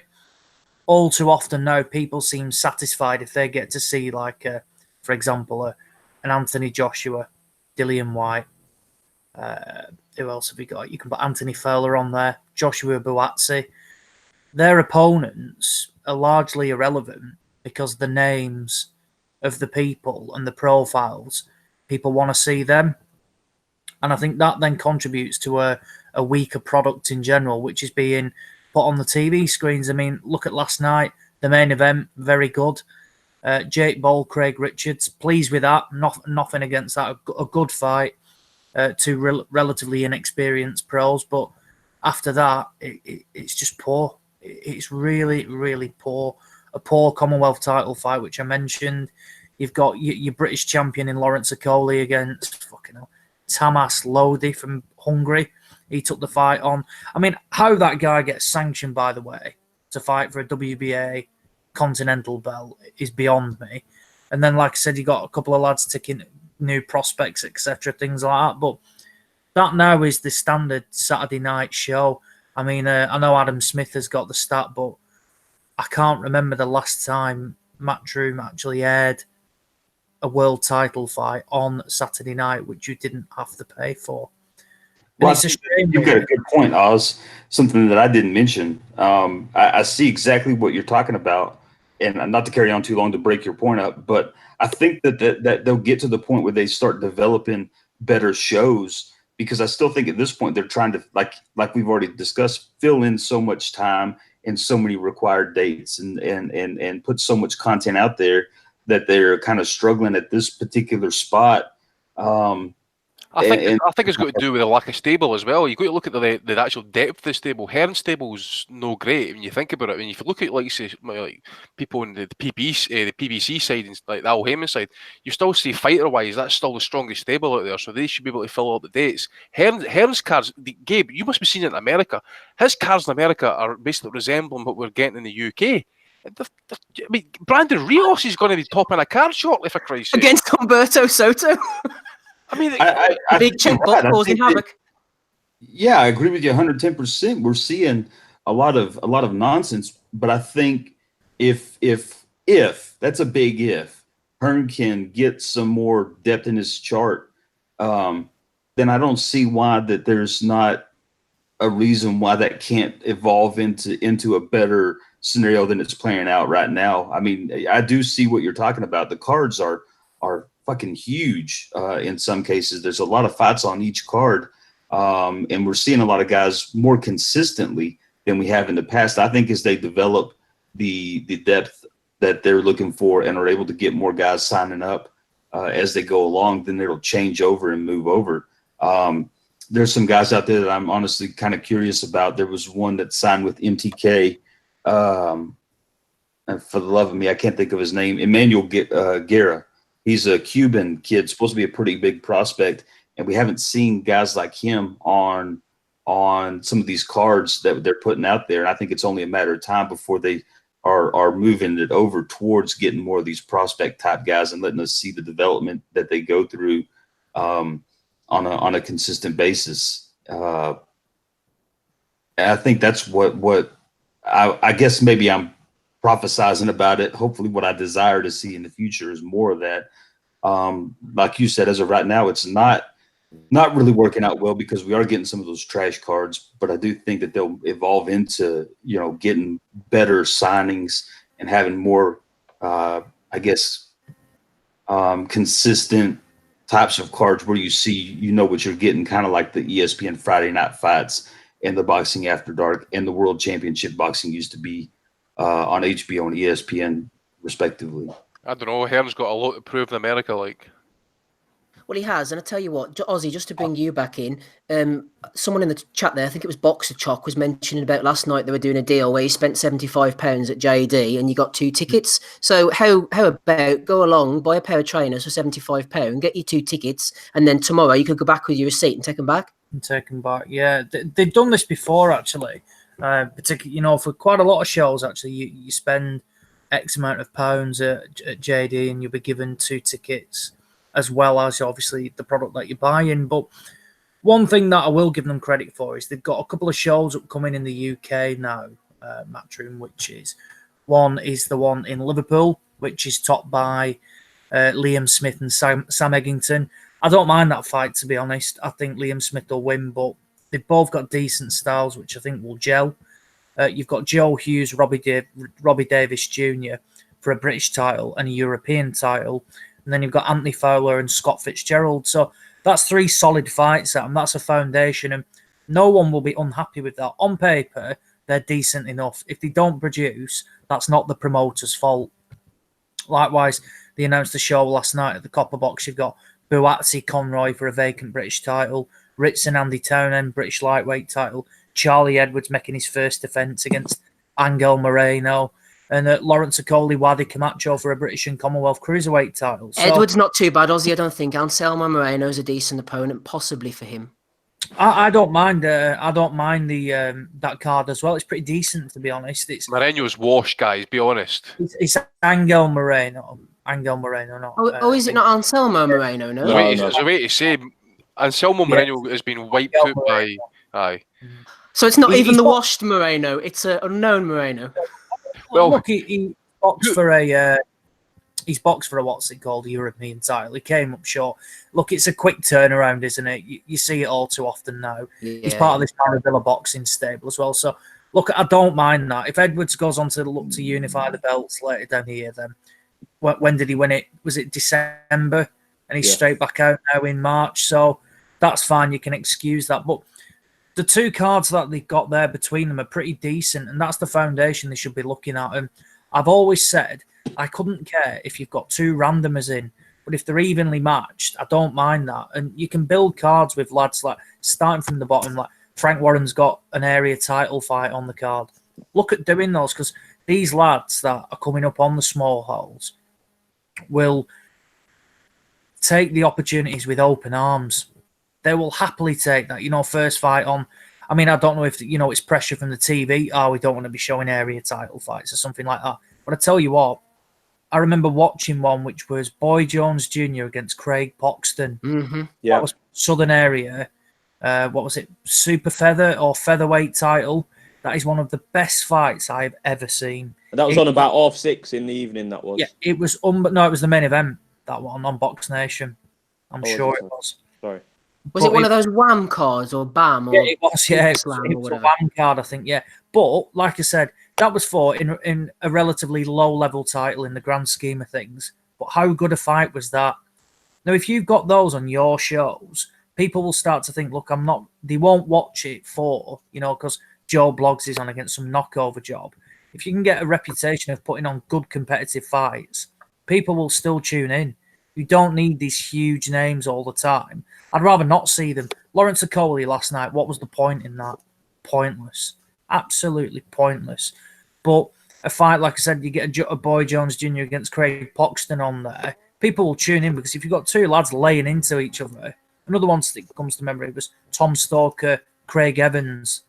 They had 3 great fights, and neither of them could punch, but they just teed off on each other for 36 rounds, and it was great. And it's because they're evenly matched.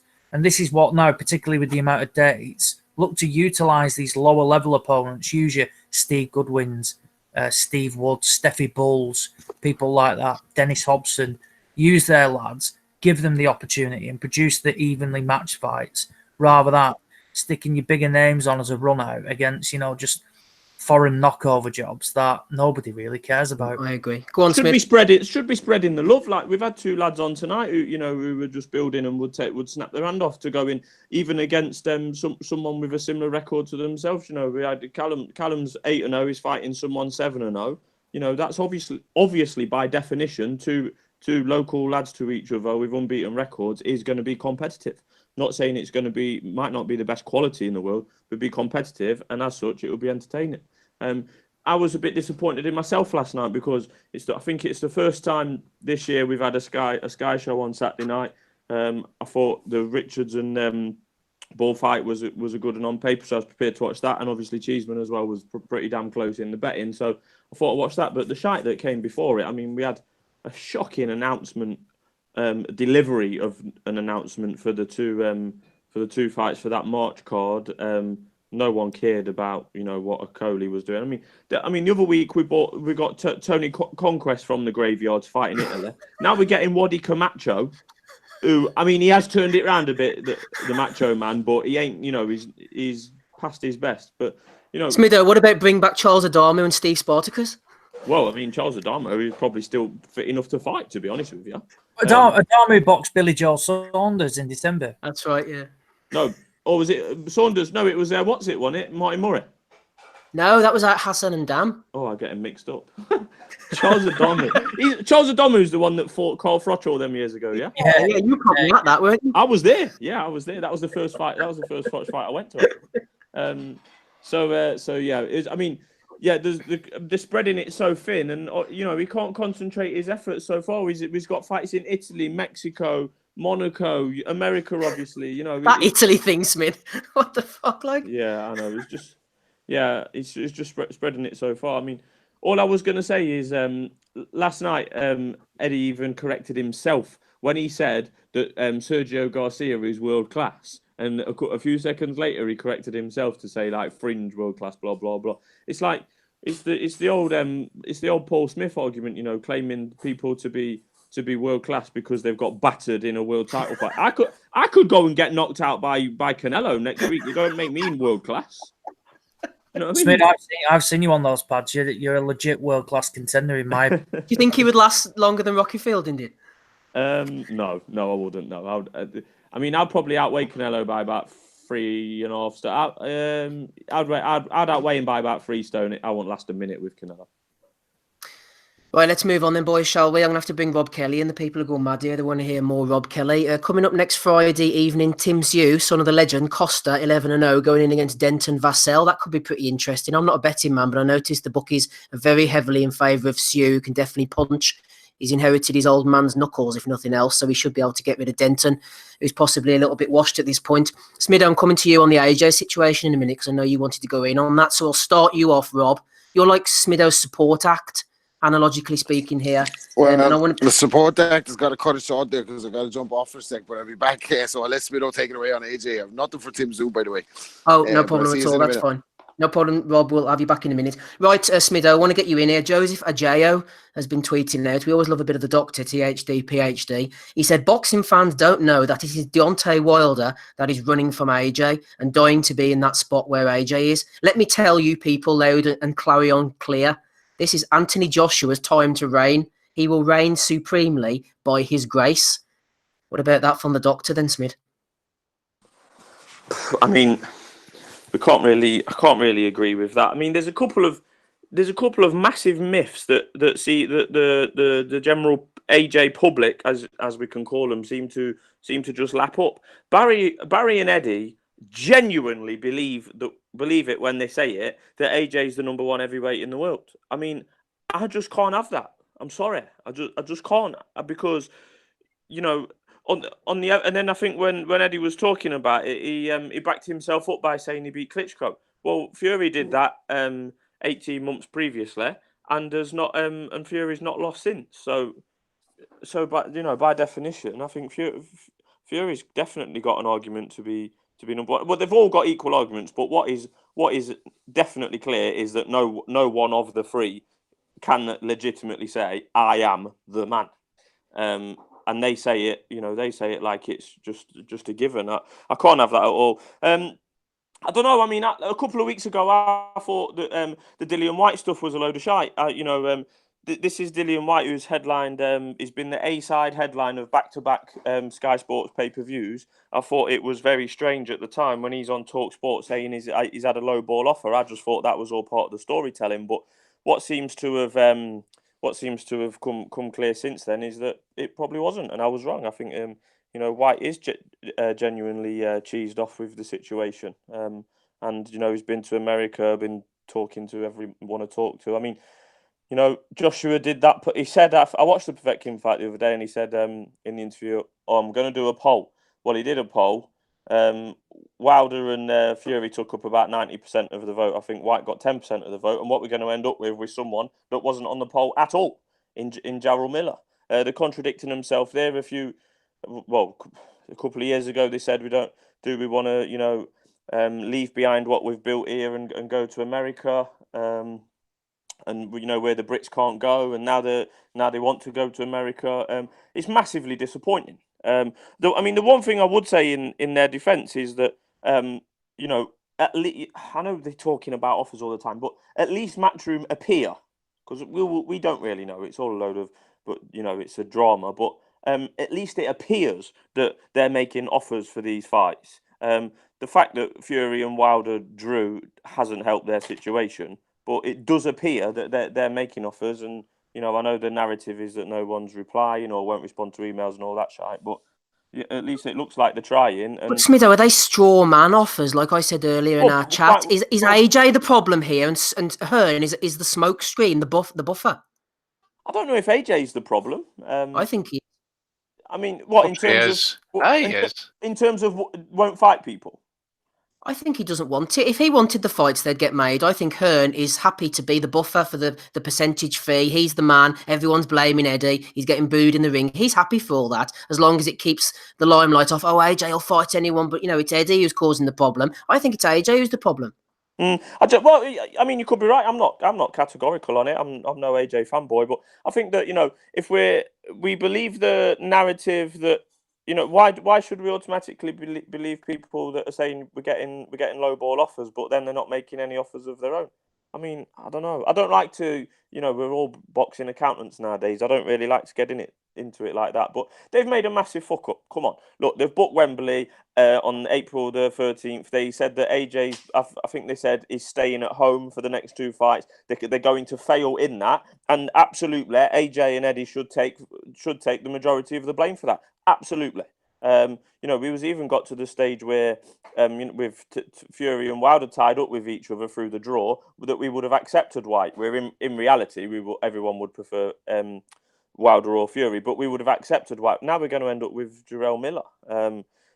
We've got White's managed to make himself into a pay-per-view star, according to Eddie. There's an argument to be made that White's probably behind. Joshua, the second biggest name and star that Matchroom have got at the moment. I mean, was just talking earlier that they've not got not got the deepest of they've not got the deepest of rosters. But I can just see it a bit both ways. But at the end of the day, like I say, not delivering a fight at all for AJ at Wembley on April the 13th is got to go down as a failure. It's got to. But as Wilder and Fury been confirmed as yet. I know it looks highly likely, but it hasn't yet. Smitho, just indulge me a second. I've had a message in from Toby Hines. It's quite a long one, but Toby's usually up on these matters. So let me read this to you and see what you make of it. Toby said, excuse me, remember Hearn offering Wilder a £12 million flat fee and calling his team a lot of names for refusing, citing Wilder's previous purses. Since then, Wilder has earned almost that against Fury, will earn more than that in a rematch, and now the Hearns are ready to discuss 50-50 if he beats Fury. In the meantime, AJ has fought Povetkin and is now sitting on a long layoff and struggling to sign a fight, cancelling the pre-booked Wembley bill. End result that Wilder has earned fucking loads more than Hearn predicted. AJ has earned less and succumbed on percentages. I think maybe they are mismanaging this phase of his career. Remember all those Yanks with their years of experience who called Eddie stupid? Play the game a little better than Silver Spoon, kid. I think he's got some. He could well have some fair points like that, and it's playing out like that as well. To be fair, because like I keep saying, this is April the 13th. No opponent at all, particularly not any of the two big names, is a failure. It is a failure. I know White was pretty adamant last night on TV and in his IFL interview, but I still wouldn't rule out Dylan White fighting AJ. And the last thing that I would say, and I think I said this before, way back on Quigg and Frampton. Within reason, I don't care, or people like Dillian White shouldn't care what the percentage is. They should just care. This is the money, 10 million, whatever it may be. Are you happy, yay or nay?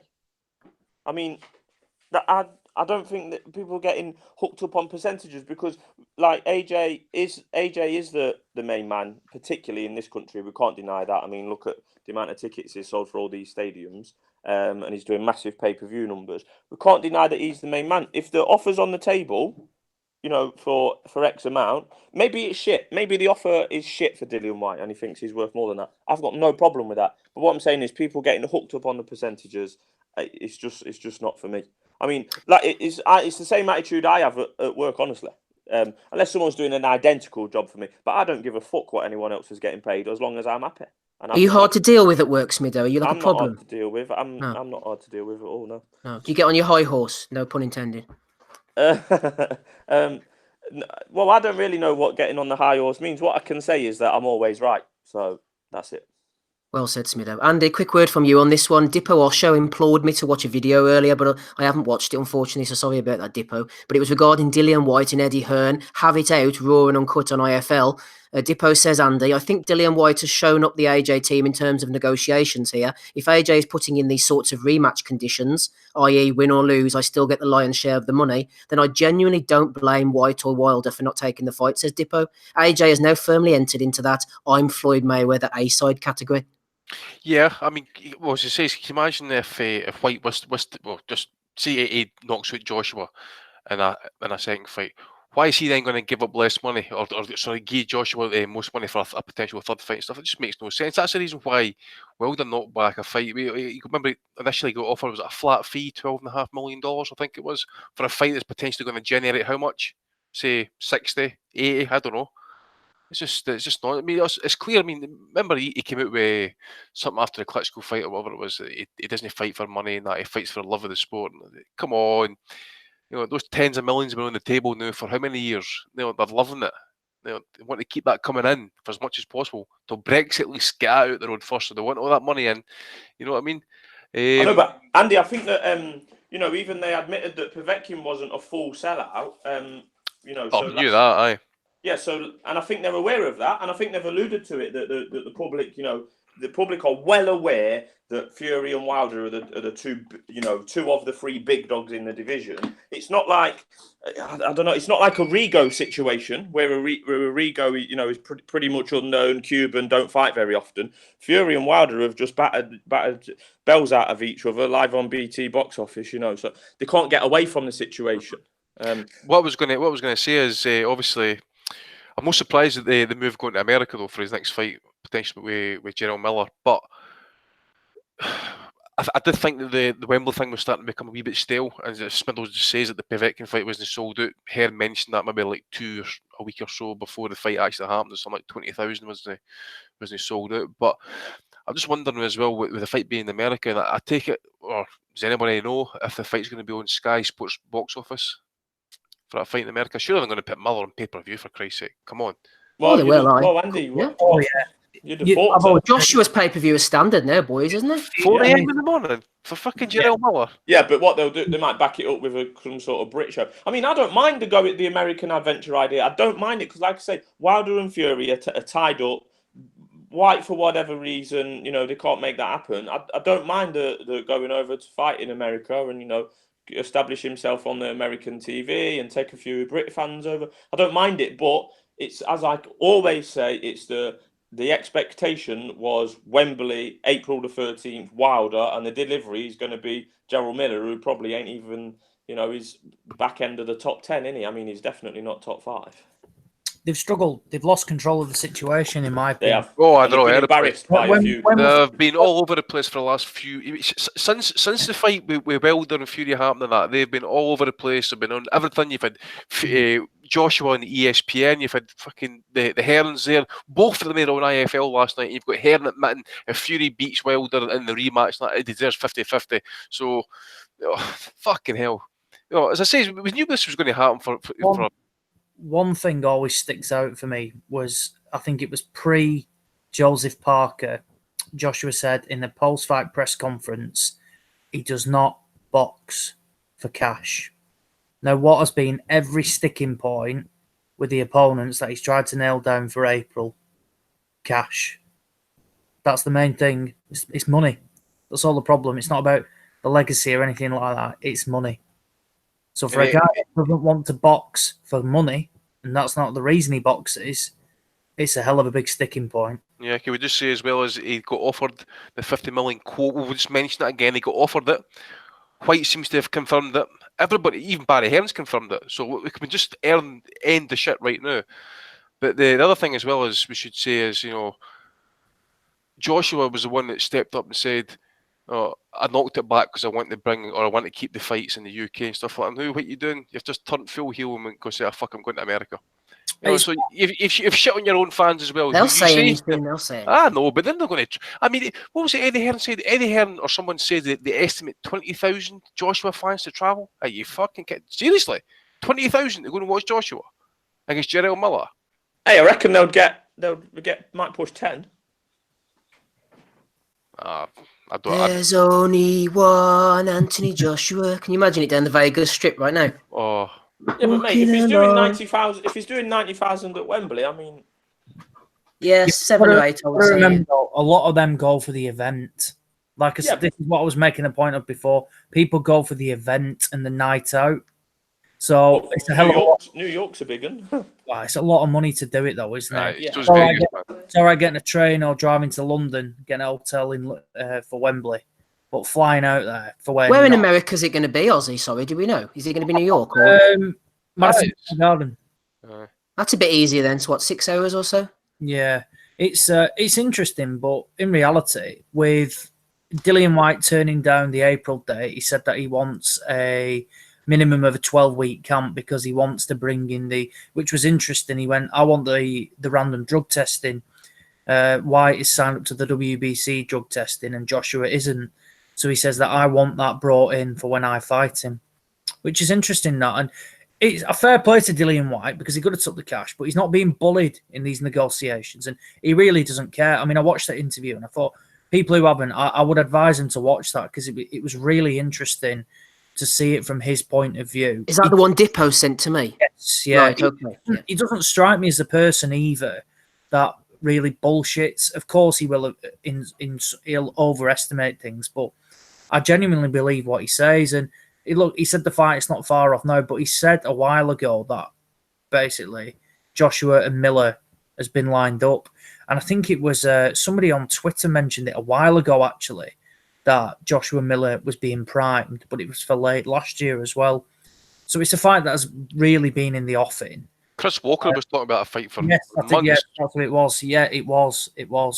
So it's one of them. They need to go to America.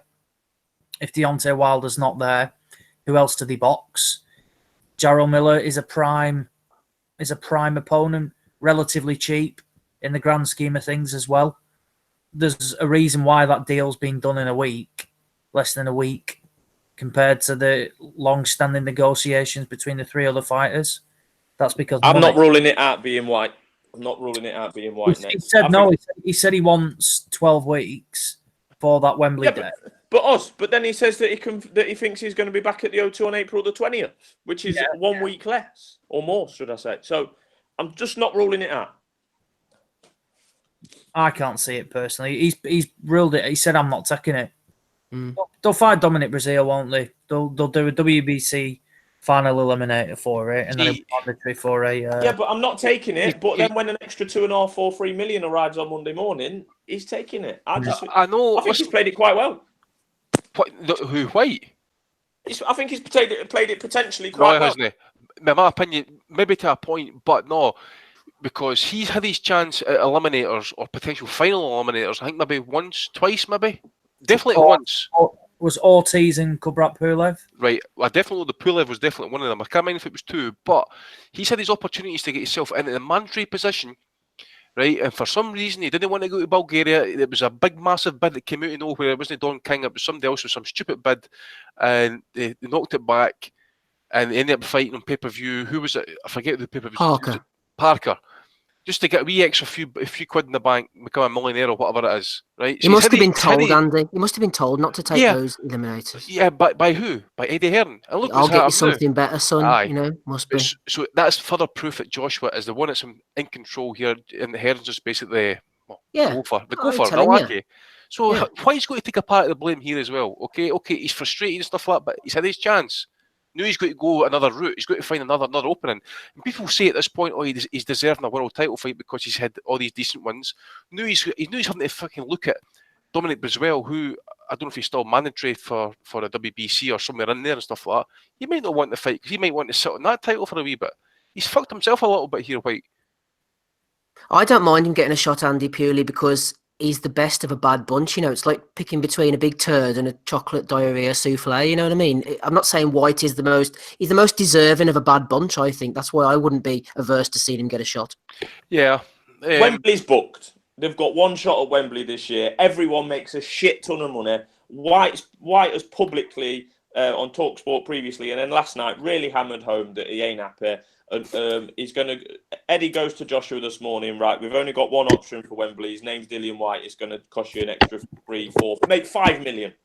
Just cough it up, sell them 90,000 tickets, do over 1 million views on pay-per-view, get White to call you a cunt on face-to-face or whatever it's called. I'm not ruling that. I'm not ruling it out. We said they've been negotiating since September. Sorry, Ozzy. He said they've been Dillian White said he's been in negotiations for this April date since September. They then needed to wait for the winner of Wilder and Fury. So if they've not organised it since September, I can't see him doing anything. But now they're desperate. Dillian White wants more money. It was to be set by December 1st. It was to be set by December 1st as well, or before December 1st. And now that April date's now be getting kiboshed. Fuck Wembley is now getting pushed forward to June. You know, so... Yeah, they want that Wembley date. They overplayed their hand, and this is it. You can see the fire. This is what's a fire sale. That's not the right word, but you can see just the way they're going to boot. Yeah, and then they've overplayed their hand, and they're in a bad position, and they're now quite desperate. Dillian White wants money. AJ and Eddie are quite desperate, and they've got money, so they might just give him a ring tomorrow, give him what he wants, and away you go. April the 13th. Right, let's move on, boys. Alert, everybody. Breaking news. Jason Chukwu is in the chat. Jason Chukwu is in the chat, everybody. Just wanted to make you aware of that. Welcome, Jason Chukwu. No sign of Peter Sims, but the Sims bunch aren't going to get any happier with us because I've had a message from a friend of mine who shall remain nameless, but he said, I went to the Cheeseman fight in the end last night. There was a big fight in the crowd, so it's not just Warren shows. I've been to loads of AJ fights with huge fights all over the arena. I cannot believe how terrible Tony Sims was tactically. Ted had no defence and with a non-matchroom ref would have been thrown out for leading with the head. Luckily, Garcia could move his feet and just land clean round after round. Horrible. See Sims, man. See him post-fight. I mean, that's just inspirational, isn't it? I mean, I could listen to that guy all day talk, you know. Well, I'll be honest, Andy, I've got to the point now where I'm actually muting Sky and Top Ranker as bad, you know, the ESPN. I'm having to mute them, so I'm not hearing any of this. Oh, hey, last night was brilliant, actually. You know, it was Kriegel. What fight was it? Was it the Lopez fight? I don't know, I had it all muted. I forget what one it was, but basically, as Kriegel says, you know, what's he doing in there, really? He says, or something along the lines, and fucking X-Men, he gets dropped by left hook, literally on point, and fucking Bradley goes, that's what he's doing. Fucking brilliant. Maybe I should have listened to it then. Right, next Saturday evening, Ray Vargas is fighting Franklin Manzanilla and Alberto Machado is fighting Andrew Cancio. Who would be interested in this? I actually had an American betting company get in touch with me during the week asking me to do 800 words on this. Why on earth anybody would watch this shit? How much were you getting offered? Well, I cannot disclose fees over the radio, but Not enough to sit and watch this, Andy. I Was it wasn't three even going to figures? talk. I was three figures. Figure me lucky if it was 1.5 figures. But I mean, what? I wasn't going to mention it. But I mean, this is just shit, man. I mean, who wants to watch this? I pulled it up. I mean, I don't even know who this guy Ray Vargas is fighting. Who is he? No idea. Obviously, we've all seen Machado. I mean, he had that. Was it the guy that beat Uchiyama? Wasn't it? Who was his name? Oh, Jezreel Corrales. Corrales. I'm sure he beat him. Did you see Machado's last opponent, that Hyundai 11s? I mean, was this the one he knocked out in one round or something? Like yeah, that? It was on HBO, obviously, because they got shit towards the end. I mean, it's just terrible. Shocking. Don't know anything about his opponent. I need to go and check him out. But I'm not. I'm not going to go and do that. But I think I just. Who else? Don't do it, Andy. Andy, don't do it to yourself. I'm sorry that I even brought it up. Let's move on. Let's get Gabe in, shall we? Gabe, any interest in this ESPN show, which is on Sunday night? We all know that Sunday night shows are a waste of time, Gabe. Next Sunday, the 10th of February, Jose Carlos Ramirez, another one I'm not fussed on. I'm a bit of a hater tonight. WBC champion. He hasn't really fought anybody, though, has he? He's another one. They were going to put him in against Danny O'Connor. Now they're putting him in against Jose Cepeda. It's the top-ranked thing, isn't it? You know, Ray Beltran on the undercard against Hiroki Okada. I'm just not feeling it, Gabe. I'm just not feeling it.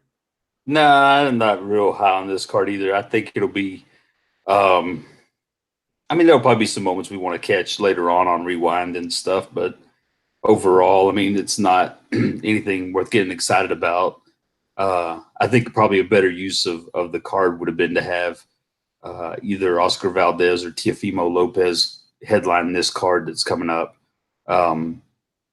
I understand that Ray Vargas has quite a few fans since they've, told us his story about his permanent resident status or what have you, 485 times. Which I got to tell you, I got to go on a little small rant about this shit. The ESPN announcing is fucking awful. I don't know if you guys hear it? Yeah, I watched. I forget what fight it was, mate, but it was one where was it Lopez? I think it was Lopez and knocked the guy down with the left hook. As I said, it was quite comic actually. It was one of the best comments of the night. It was awful. I mean, it was just goddamn awful. They obviously have never seen Diego Magdaleno fight because all they did was rave about Teofimo Lopez, which by right, I mean, he deserved most of the praise because he made the fight and he was the action. And that's going to happen anytime you got the A-side guy on there. And Magdaleno didn't do anything good, but they just kind of, I just think there's almost a ignorant disrespect of any other fighters besides the A-side in every fight. You saw it last night. You saw it anytime Vasily Lomachenko fights on there. It's just consistent ignorance. They just spout fucking nonsense. And they say the same thing. Kriegel's the worst. 85 fucking ways. And it just drives me crazy. I used to like Joe Tessitore. I thought him and Teddy were a good team. But ever since he's gone and come back with this new group, the only one that says anything that makes any goddamn sense is Timmy Bradley. And then even half the time, he's just going along with Tessitore and fucking Kriegel, which is goddamn awful. They're fucking awful.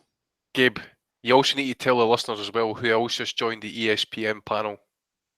If you guys didn't know, by the way, everyone's favorite, Max fucking Kellerman, has joined. Andre Ward was on there last night.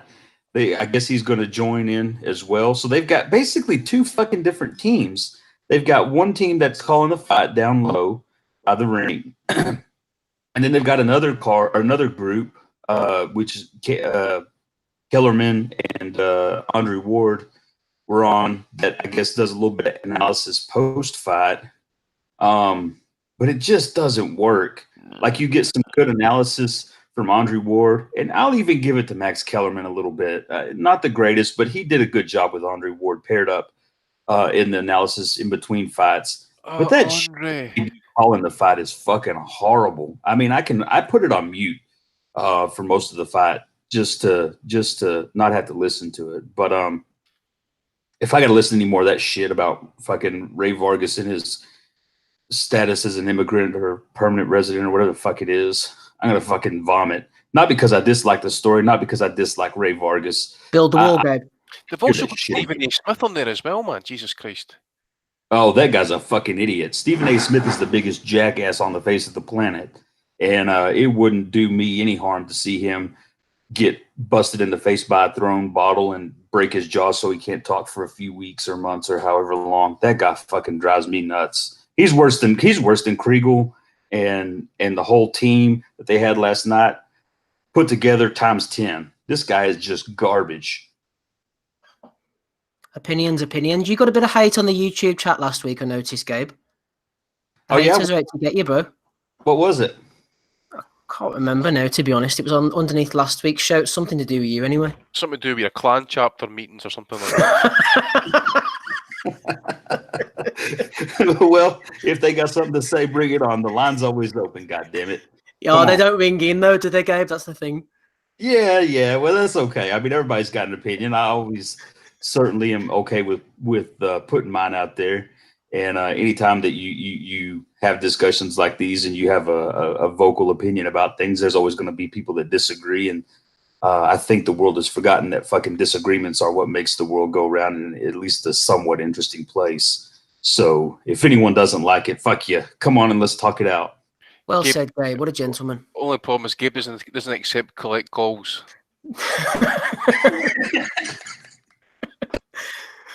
Right, enough of this madness. Rapping Rob Kelly's back with us, added to the panel. Like Kellerman and Andre Ward have added to ESPN panel. We've got Rob Kelly added back to ours again. Jason Chuckrew's in the chat, actually. Rob, any opinions, any thoughts on that? Rob? Rob's just found out that 21 Savage is actually British and he's getting deported. I saw that there a second ago, yeah. I knew more than 21 Savages, let me tell you. Any Chuckrew related feelings, Rob? Nah, Chuckwu's my dude, man. You're too hard on Chuckwu. Chuckwu's all right. We love a bit of Chuckrew. Here, let me tell you, Rob, I want you to hear from you about Gervonta Davis. I seem like I was the only person on the planet who was looking forward to his fight against Abner Mares. It's off now. He's fighting Hugo Ruiz, who's jumped in as a replacement. Obviously, Ruiz had his own replacement issues with Jack Tapora last week. What do you make of this fight? I don't know. I was really looking forward to the Mares fight as well. I tell you, no, I had to jump off there. The woman was ringing me. It makes me think about Joe Fritzl, like that the wife had to been in on it. Because I can't even fucking go down the road without this one ringing the phone. Like, see, let alone build my own sex dungeon in peace in the garage. But no, Gervonta, yeah, I'm looking forward to seeing that Abner Mares fight. I think Gervonta's a really good fighter. Like, I think we kind of get lost when we associate him with Broner a bit and his antics out of the ring. But his antics out of the ring haven't been anywhere near Broner proportions so far. He's just obviously not living the life. He's not active under Heyman. But I've been impressed when I've seen him. So I was looking forward to seeing him get tested against a guy like Mares, where he has a bit of nous. He's seen it before. He has a bit of boxing ability, and he come to fight. And I think he could have maybe stopped Mares late. Like, so I don't really know how he matches up with this guy, to be honest with you. But yeah, I'm interested. I want to see Tank Davis versus Tevin Farmer, if that can be made. I sound bad now, like being Irish going against Jono, but I think Tevin Farmer's going to beat John O'Carroll. Like, so if he does, I'd like to see Davis. But either the winner of that fight versus Davis is the fight to make, like, isn't it? Talking of fights to make, Rob, you've been very vocal in calling for Erickson Lubin to settle his beef with Ishe Smith. Finally, that one's going ahead on the undercard. I think it's about Lubin. He's committing the cardinal sin, isn't he? He lost to Jamel Charlo, or was it Jamal? He lost to one of them anyway. And instead of just going off, being humble and rebuilding himself, he's continued to talk shit for the following 18 months about him. Yeah, like I don't give a shit about that fight, Steve. To be honest with you, like if I see Ishe Smith, I tune off. That's like a point, like going back to what you were making earlier, like about there being too much boxing. I wouldn't say that, but I think it was Darren Cope.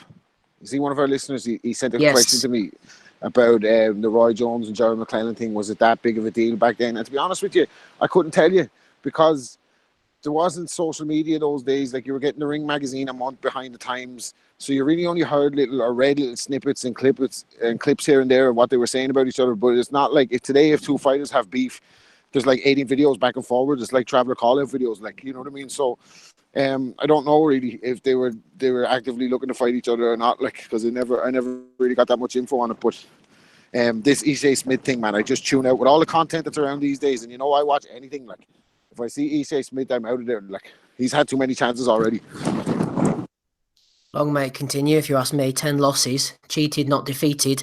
We've got a few questions on the Twitter. We'll leave them for next week because it's quite quiet and we've got a lot going on. Excuse me, everybody. Bellew of the Weeks. Our valuable Patreon listeners from patreon.com/Boxing Asylum have thrown in a few questions, as they always do, at the beginning of every month. Let's hit you with a few of them, shall we? Who should we go to? Let's go to you first, I think, Smido. Tomo threw in a question. It was entitled Adam Booth. He said, after the retirement of George Groves, and with him not mentioning Adam Booth in his statement, coupled with the fact that David Hay never mentions him, what does the panel think the reasons are behind this hostility? And Tomo puts forward a quite plausible suggestion here. He said, is there any truth in the rumours Booth used to throttle dogs off in his ring? Throttle dogs off in his ring?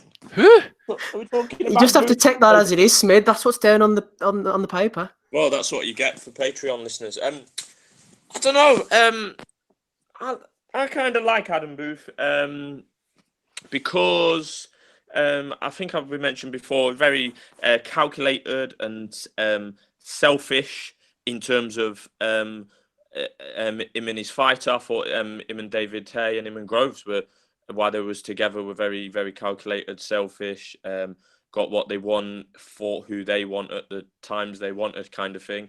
I suppose we'll never know the reasons why those guys split up, because they was both, reasonably successful and very successful, both really, until the point that they split up. Obviously, Booth.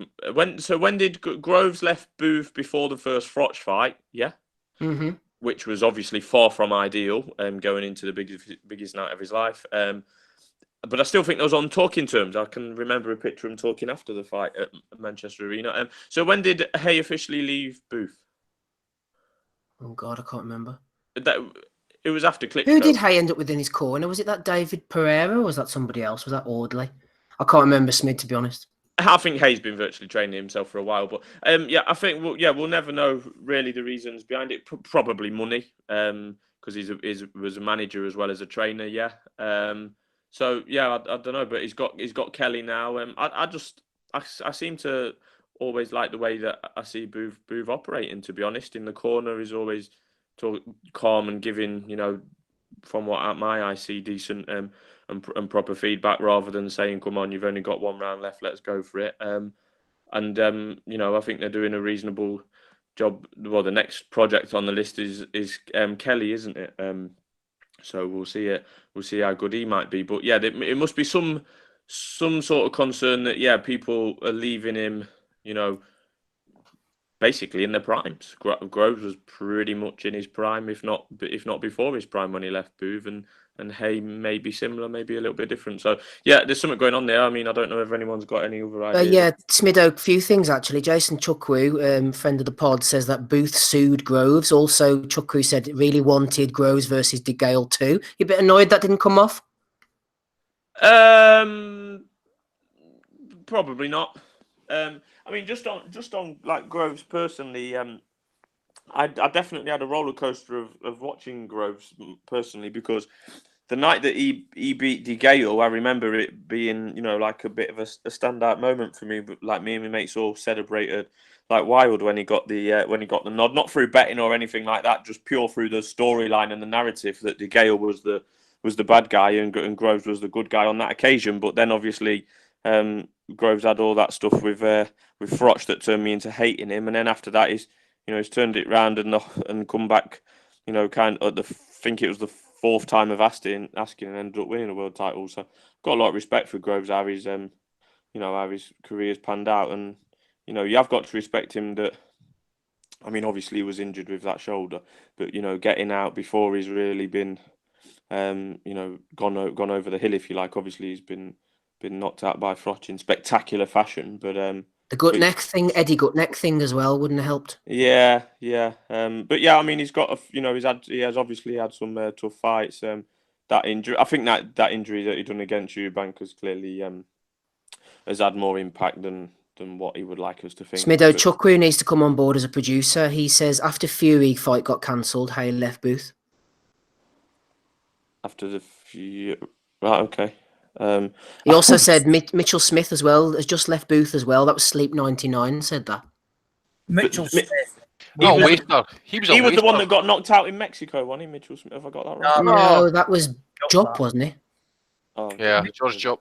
I've got Smith off George Jupp, then had a complete. Ended up getting locked up, I think, for violence outside the ring, something like that. He always came in overweight, but he's massive now at the moment, hugely overweight. Did start to train with Adam Booth, but I think he trains with, is it Barry Smith or something like that now? Left Booth. Steve, side note on the Fury Hay cancellation. I remember I paid extra to book a holiday, my summer holiday, a week earlier than I could have done, just so I could be back in time for Hay and Fury. Then when I was out there after about 2 days, I got the news come through that it had been cancelled, and yeah, it was the missus wasn't very happy at the time. Excellent, thank you, Adam. Thank you. As always.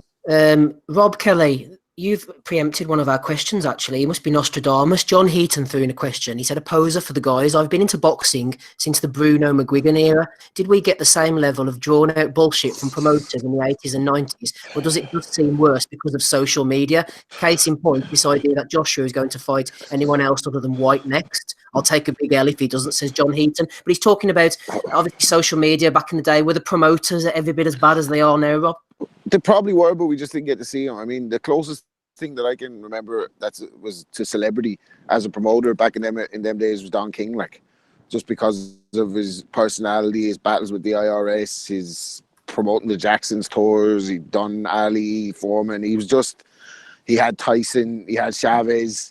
You know what I mean? He seemed like a bit of a celebrity, and he probably would have thrived in an era like this. But when you see today, like Eddie Hearn as a celebrity, like it's a joke. Like, do you know what I mean? It's a joke. We have to suffer this guy. This guy relentlessly. He's everywhere. Like, you know what I mean? Yeah, he's too much. Like, he's too much. But we called it, and we get to it on Betty of the Week. We called it with Eddie and his bullshit, and everyone's starting to see it now. So maybe that's a good thing.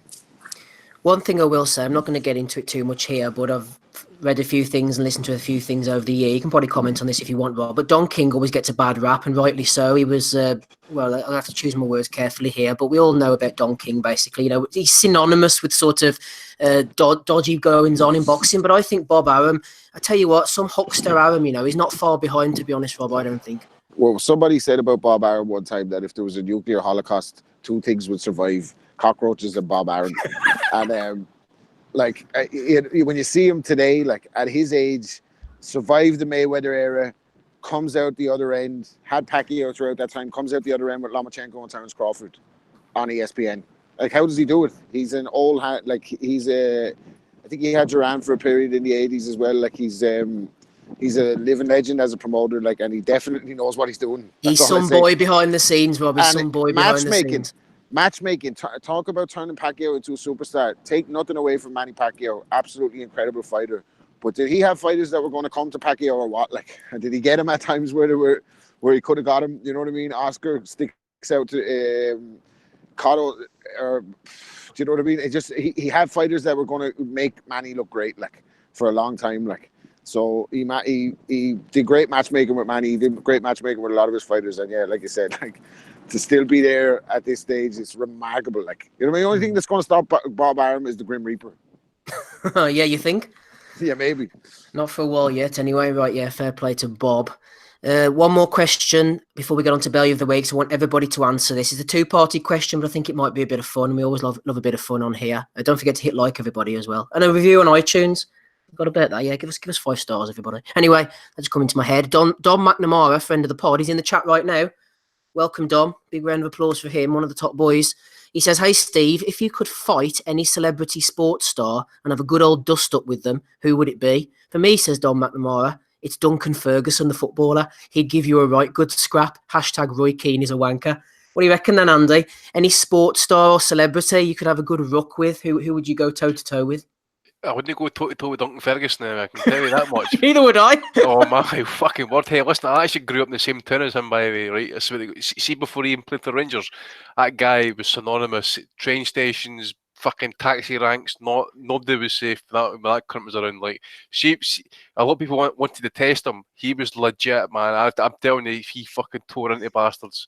Fucking short. See, one of the best stories actually was when he was playing for Everton at the time, still playing, and his house got broken into, and he's in the house, and his wife and that's upstairs. You can, the mad bastard ran after the two burglars and actually caught the two of them and started kicking fuck at them until the police arrived.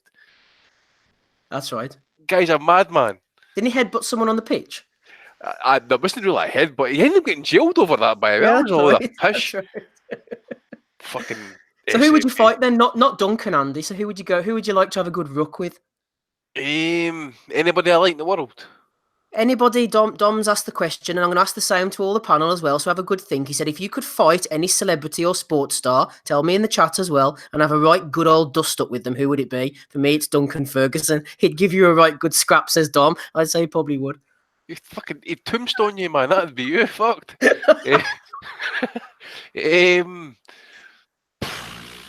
Probably. Broner. Broner, I fucking hate him, man. I really do hate him. He's just, it's probably a shame to, because, like, the more I hate him, the more we talk about him, the more relevant he becomes, and that, because every time I see him, I just, like, for example, see if he's in the street and he's giving he's doing like his wee fucking pish, and he's like getting videoed, and I want a car, I want somebody like, these fucking mad bastards are running onto like the pavements with the cars and that, running people there. Well, I want Bruno to be in the fucking pavement one day when he's fucking doing it the next time or something like that, Man's a fucking, he's just a wanker, Okay, fair enough. So we're coming to Ozzy, Rob, and Adam in a minute. So, and I'll throw mine in as well. Gabe, any celebrity or sports star in the chat as well? Tell us as well. You could have a right good dust up with. Who'd give you a right good scrap, Gabe? You know what? Since it is Super Bowl Sunday, I would have to say Tom Brady. I hate that motherfucker. I hate him. Who's that, Gabe? Quarterback. Yeah, raging. He is the quarterback for the New England Patriots. Right, okay. You know he's going to win tonight, eh? Yeah, I know he is. It's fucking terrible. So I got to give you a little bit of context.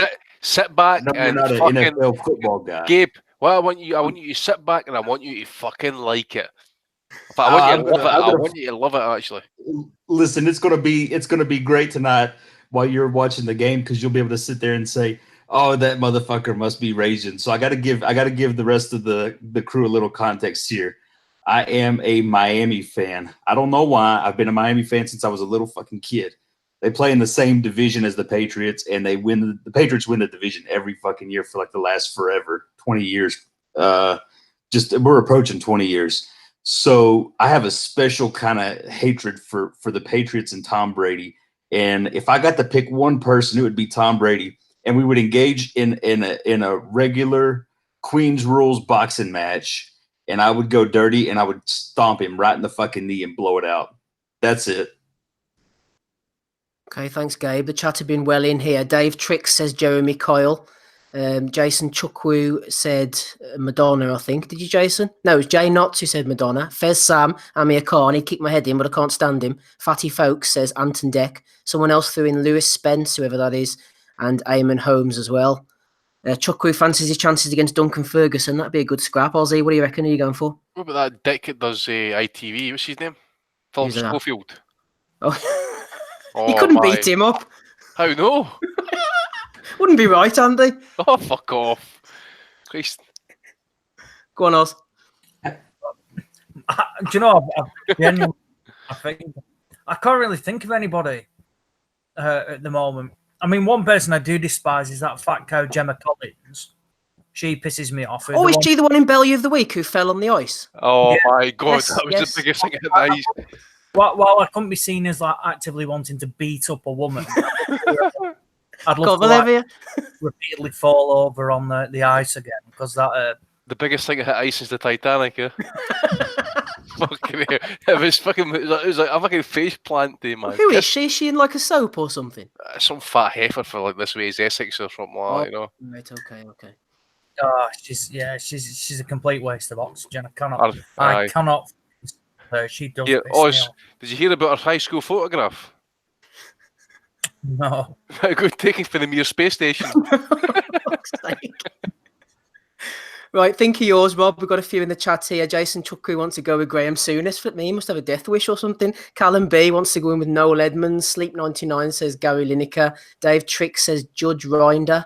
qualified puff. Oh, okay, fair enough. Charlie Nicholas, I like that one, by the way. Jason Chuckwew says Alan Hansen. Chuckwew wants to have a go at a few people here.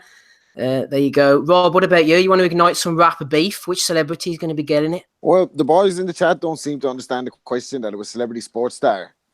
Fucking Jeremy Kyle's not a sports star, is he? Like, what's wrong with this? No, sorry, that might be my reading out, Rob. It's celebrity stroke sports star. Oh, so right, okay. not really sure here, Rob. How you could take that? Oh, well, it could be a million celebrities. Like, I don't know, but a sports star, I think we'd have to go with an evenly matched, both around the same height, both achieved great things in the world of football. Me and, yeah, of course, Steven Gerrard.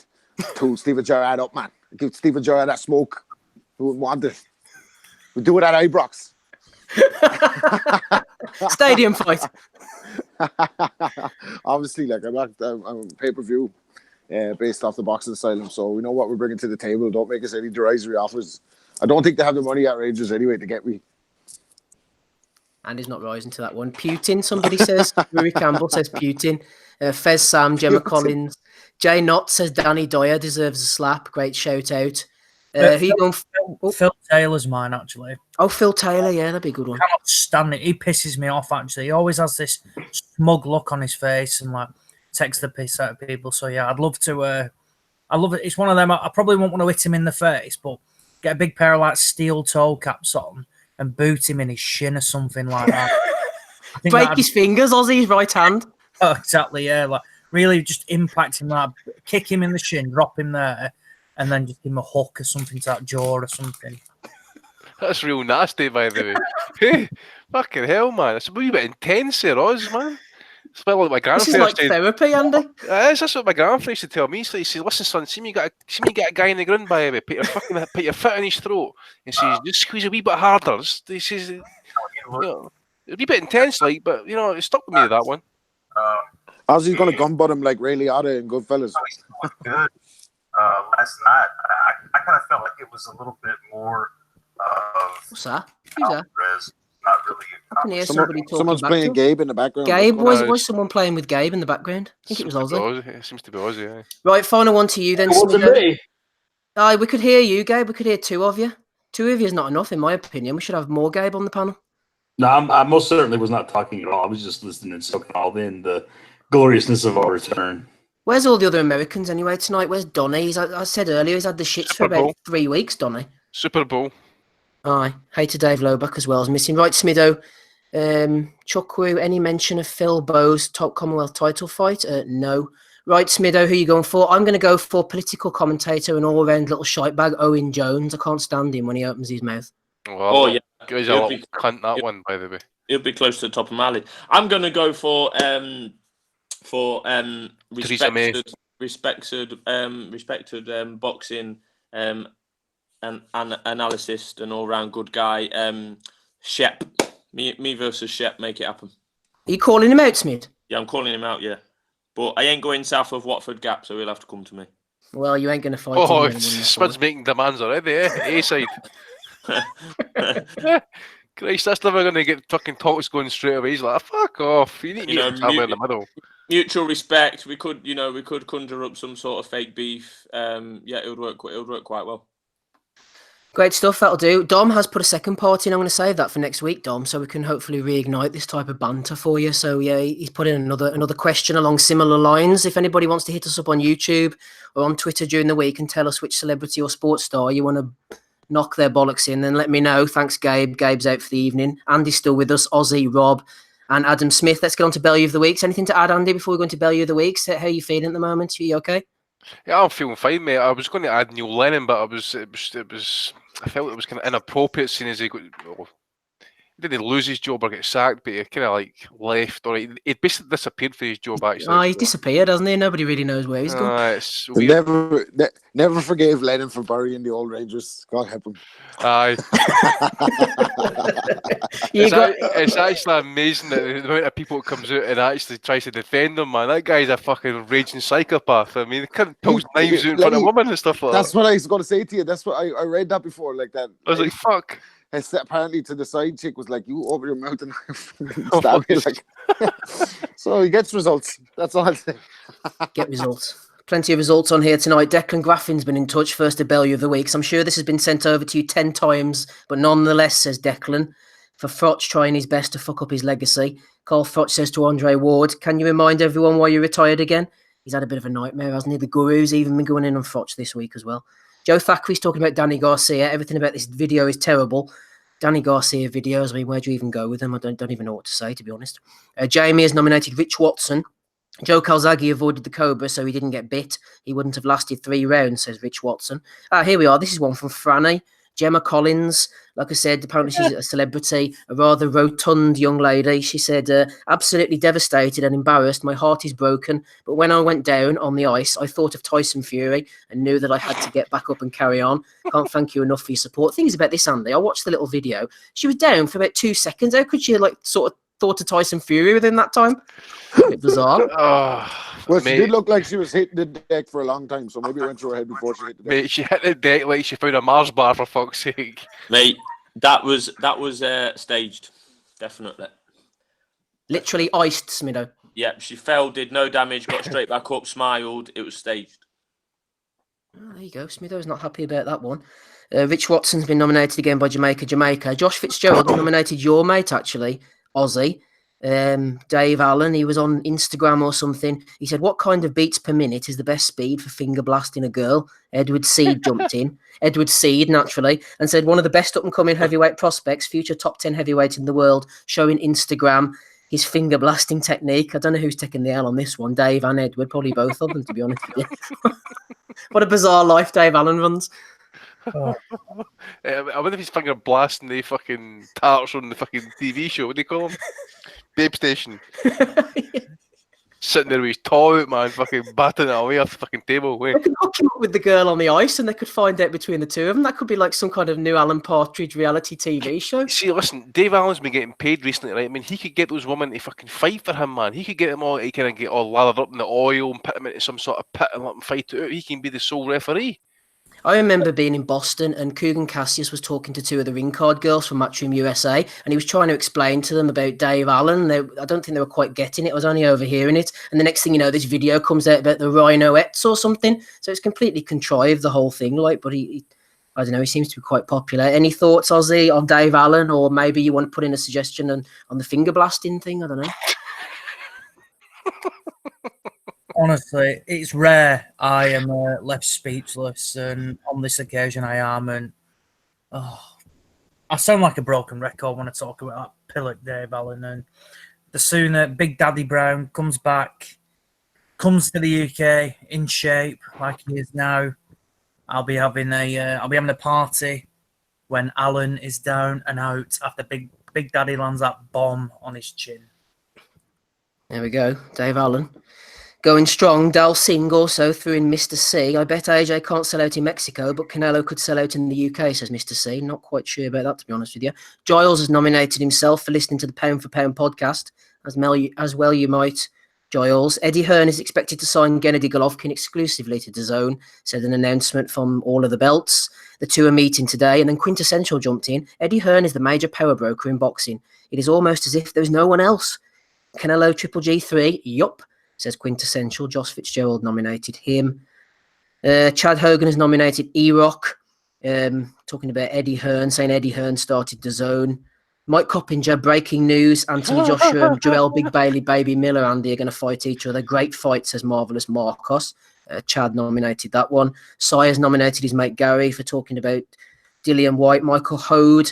IFL TV fans have nominated Tyson Fury as the best fighter of the year. And the 1, 2, and 3 doesn't even include Alexander Usyk. A few questions coming in. We'll get to those next week. Vass Blackwood, who I remember used to be in Spats. Anybody who's old like me will remember that TV show, ITV, when you used to come in from school. Anyway, he's talking about boxing. He said, Miller KOs AJ, shock win, belts go back to USA for a min. Chad Hogan has nominated him as well. He always seems to find them, doesn't he? Here's one for you, Andy. Nicky Gordon has said, what the fuck is a bird on Sky Arena wearing leather joggers? It's as bad as Big Pricey's Rodney's jacket. Mm-hmm. Is this the Arbroath trawler? Yeah, listen, mate. Did you see her tweet? Oh, I did, yeah. With the kind of fishing emojis and stuff like that. I'm saying to myself, the cynic in me really does fucking believe that she read my tweet about the Arbroath fishing trawler, by the way. It was just... What? Why? You know, it's the same all these guys. I don't know if you've got Instagram and stuff like that. I actually hate it because all it is these fucking birds taking pictures of themselves posing in the fucking mirror. And the sky birds are the fucking worst. That Hayley McQueen, Michelle Owen, fucking Anna Woolhouse, they're all at it, man. It's just, I don't know what they're doing. I fucking really don't. Just do your job. And that's like watch fights and fucking try and get Carol Froch to say something decent. With his She can plastic say nose. what she wants. She can say what she wants. Yeah, sorry. Rob, were you going to say something there? I was waiting for you, dude. No, I was just saying Froch has a plastic nose. Shout out to Whoa, you know whoa. who. And he got beat. But I love that he got nominated again for bringing Ward into it. Like, Ward handed him another glorious L, like the same as he did with one left hand, and won every round against him. Like, so I love when people get to remind him of that, because then he gets to bring up irrelevant shit like television and all. I've just checked my Twitter, and between Toby Hines, listener of the pod, and Stig, I have like just shy of 400 notifications. So thank you very much, everybody, for that. Whatever's been going on tonight, I haven't been reading it. Anyway, Chad Hogan, aka Brian King, has nominated Kugan Cassius. Aside from the Canelo fight, Rocky Fielding won a world title in 2018. Don't forget. Forgotten already, Kugan. What else have we got here? Strong contender says Matt Dobson box bet for Rant McNag. I can't tell who of Kovalev or Alvarez will win this fight, but I'm convinced both these boxers have all the tools required to beat Adonis Stevenson. I'd say you're probably right, to be honest with you. My 90-year-old dementia-ridden grandmother could beat Adonis Stevenson right now. Fucking hell. Why would anybody write that? Oh dear, sorry. That must be a troll, that one. Listen, guys, stop talking dirty in the chat. We've told you about it. If it's that's what got us caught the last time, so cut it out.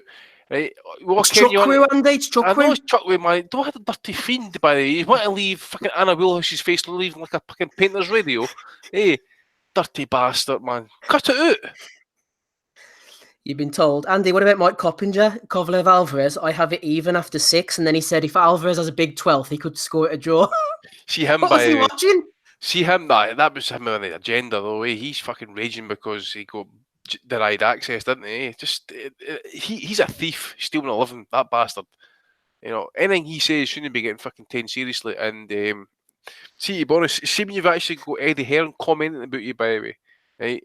And yeah, actually Eddie Hearn comes across or comes off as likeable or funny, you know you're in fucking bother. So just quit, retire, man, or do something else. Didn't fucking darken my door again, prick. The fucking chat's gone wild. Someone's talking about having a glasses fetish. Is that even a thing? Bonkers, absolutely bonkers. Anyway, let's move on, shall we? Chubby Alonso 12, few nominations for him. He said nobody wants it. That's why AJ's having to fight Miller. All using money as an excuse. Anthony Joshua is the Mike Tyson of his generation, except he's better. All the haters are just jealous of this guy. Simples. That's that sorted out. Chad has nominated Mike Coppinger. Also, Lance Pugmire. It wasn't only Coppinger who was on this train. Lance Pugmire. Kovalev closed strongly in the 9th, but Alvarez more effective throughout. 86-85 to Kovalev now. Brian King's nominated that. So Lance Pugmire had it close as well. Chad Hogan, another one from him, nominated Tony Bellew. Cheeseman is a well-schooled fighter with a good defence, says Tony. I think he's the kind of kid who'll get stronger as the fight goes on. This was obviously earlier last night. I do, however, worry about his face. Yeah, I'm sure his missus does as well. Brian King has nominated Pappy. This is Dave Allen again. I've never taken a pasting. I'm defensively much better than people think. That's us told. Dom McNamara, Bellew of the Week for his 8-year-old nephew. When asked who his favourite fighter was, Dom's nephew said Tony fucking Bellew. You're going to go to Limerick and give him a beating, apparently, says Dom. That's all the ones I've got. What do you reckon, boys? What you got for us then? Any Bellew of the Week nominations? What about you lot in the chat? Anything? Just Dillian White basically calling out Eddie Hearn and just basically confirming again that we all knew that the $50 million offer was real. And Eddie's basically scrambling around, just trying to just basically talk over Dillian White and that. It's just, as everybody knows, he's been having the mayor, so I've got to put that up. The big checkbook causing havoc, Andy. Yeah. Hey, hold on. I want to put out some information out there that may help our panel here choose their votes. Just to finish off with Dom and his nephew. Dom did say that if his nephew wins Bellew of the Week for being a Bellew fan, he will go to Limerick and knee him in the fucking face. So just keep that in mind. I know who my vote's going to. Friend of the pod, Don McNamara. You're gonna put this on Twitter whenever you do it, right? Yeah, he does actually say that. He says, Bellew of the week for my 8-year-old nephew, who when asked who his favourite fighter was and answered Tony fucking Bellew, if needs be, I'll knee him in the face next time he's in Limerick. That's if he wins. Don's quite violent this week. He's looking to batter celebrities. His nephew. Nobody's safe. If we put him in a room with Eddie Setback, Rob, who knows what will happen? Any nominations from you? Not a pent-up aggression there from Dom. The Limerick assassin? This is it. And there's a lot of them down there. Yeah, get in line, Dom. Yeah, Eddie, I got to give one to Anthony Joshua because didn't he have some poll on his Twitter to say who would the public want him to see he fight next, and it was between White Fury and Wilder, and now he's fighting Big Baby Miller. And it's not like we didn't tell you this 4 weeks ago when people were saying, "Oh, stop being so hard on Matchroom. Eddie's doing great things." We told you what Eddie was going to do. All this Wilder talk, all this Fury talk, and even the White talk turned out to be smoke and mirrors. They were fighting Big Baby Miller all along because Eddie over Wilder Fury taking over the States. Couldn't hack it. Had to get AJ out there out on ESPN straight away. His next fight was always going to be in the States. So Bellew of the week for AJ for making direct and just throwing Wilder and they keep saying, "Oh, Wilder's team won't." You know why? Because he's trying to wasting their time coming back. Unless you're talking 60 million, what's the point? Rob, we're slightly losing you there. We're just losing you a bit, Rob. I bow out gracefully. No problem. I think he went for Eddie Hearn there, everybody. That's a nomination. Ozzy, any nominations from you? If not, go ahead with your pick. No nominations for me, I don't think. And I think I've got to go with Gemma Collins because, for one, she absolutely decked it in front of millions of people live on telly on the ice. But to then compare herself slipping on some ice to getting a right hand and a left hook off Deontay Wilder and getting up because she thought of Tyson Fury, she just she's not going to win Dancing on Ice, but she can win the Bellew of the week for me. Who weighs heaviest in a 3-way tie? Tyson Fury, Gemma Collins, or Conrad Lamb? Oh, she'd give Conrad a good run for his money, wouldn't she? Can I ask a very important question? I'm going Gemma Collins. Listen, I actually want, especially for the British guys and the Irish lads, I need an honest answer for these here. You know what the question is, eh? Oh, yes, yeah. No chance. No chance. No chance. Steve. Oh, aye. Ozzy. Go on, what? You know what he's asking you. He's trying to buy time, isn't he? I want Andy to say the question.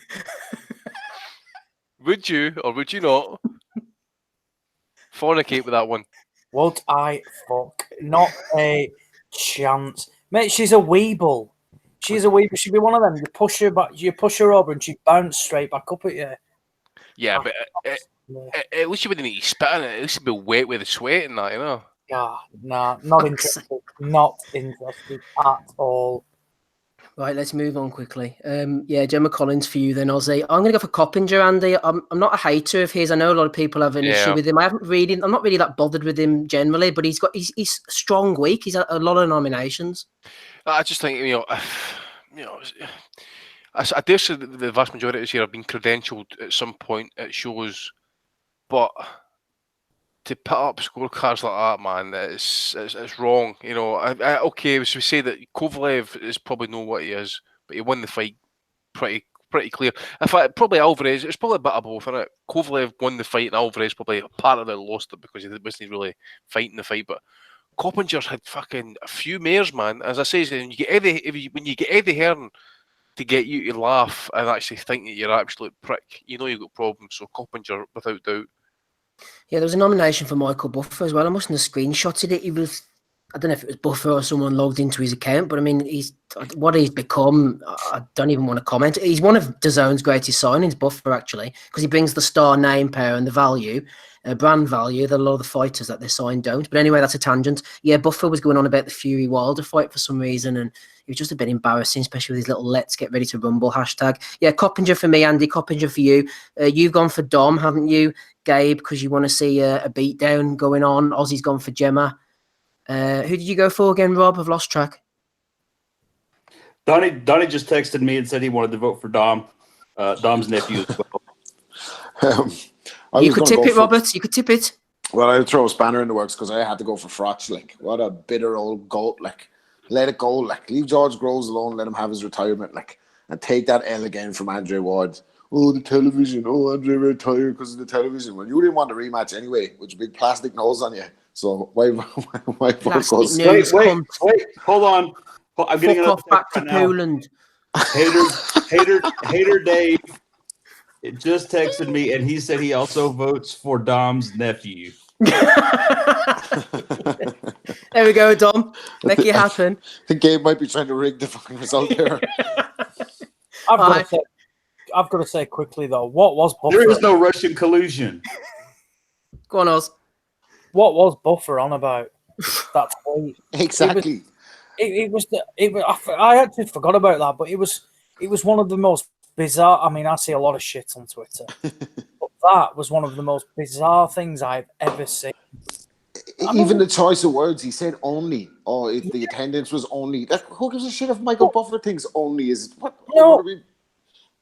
I just couldn't get it. I mean, what was it? When did he fight? Was it like 2.5 months ago, 3 months ago, 2 months ago? And he's just put that out now. It's bizarre, really, really bizarre. I just didn't get it. It's out of the blue. I mean, just so random. I mean, what even is he now? He's just a cheerleader, isn't he? I think he's just cashing out, isn't he? He's worth multi-million. He's worth millions of dollars. Doesn't need another fucking pound note, does he? Not really. There we go then. Dom, you've had your summons. Love for Coppinger as well. Rob H. Kelly's going for Carl Frotch. H for humble, Rob, is that right?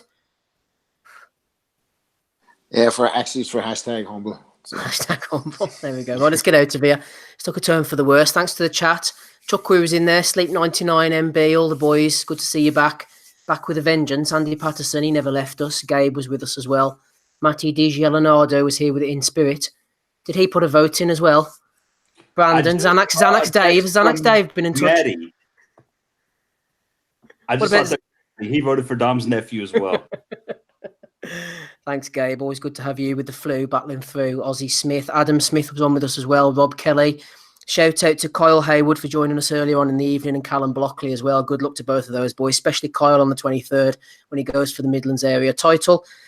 Yeah, that's all there is, guys. I've been Steve Wellings. We'll catch you all again, same place next week, live. Bye. Tom Brady, TBE.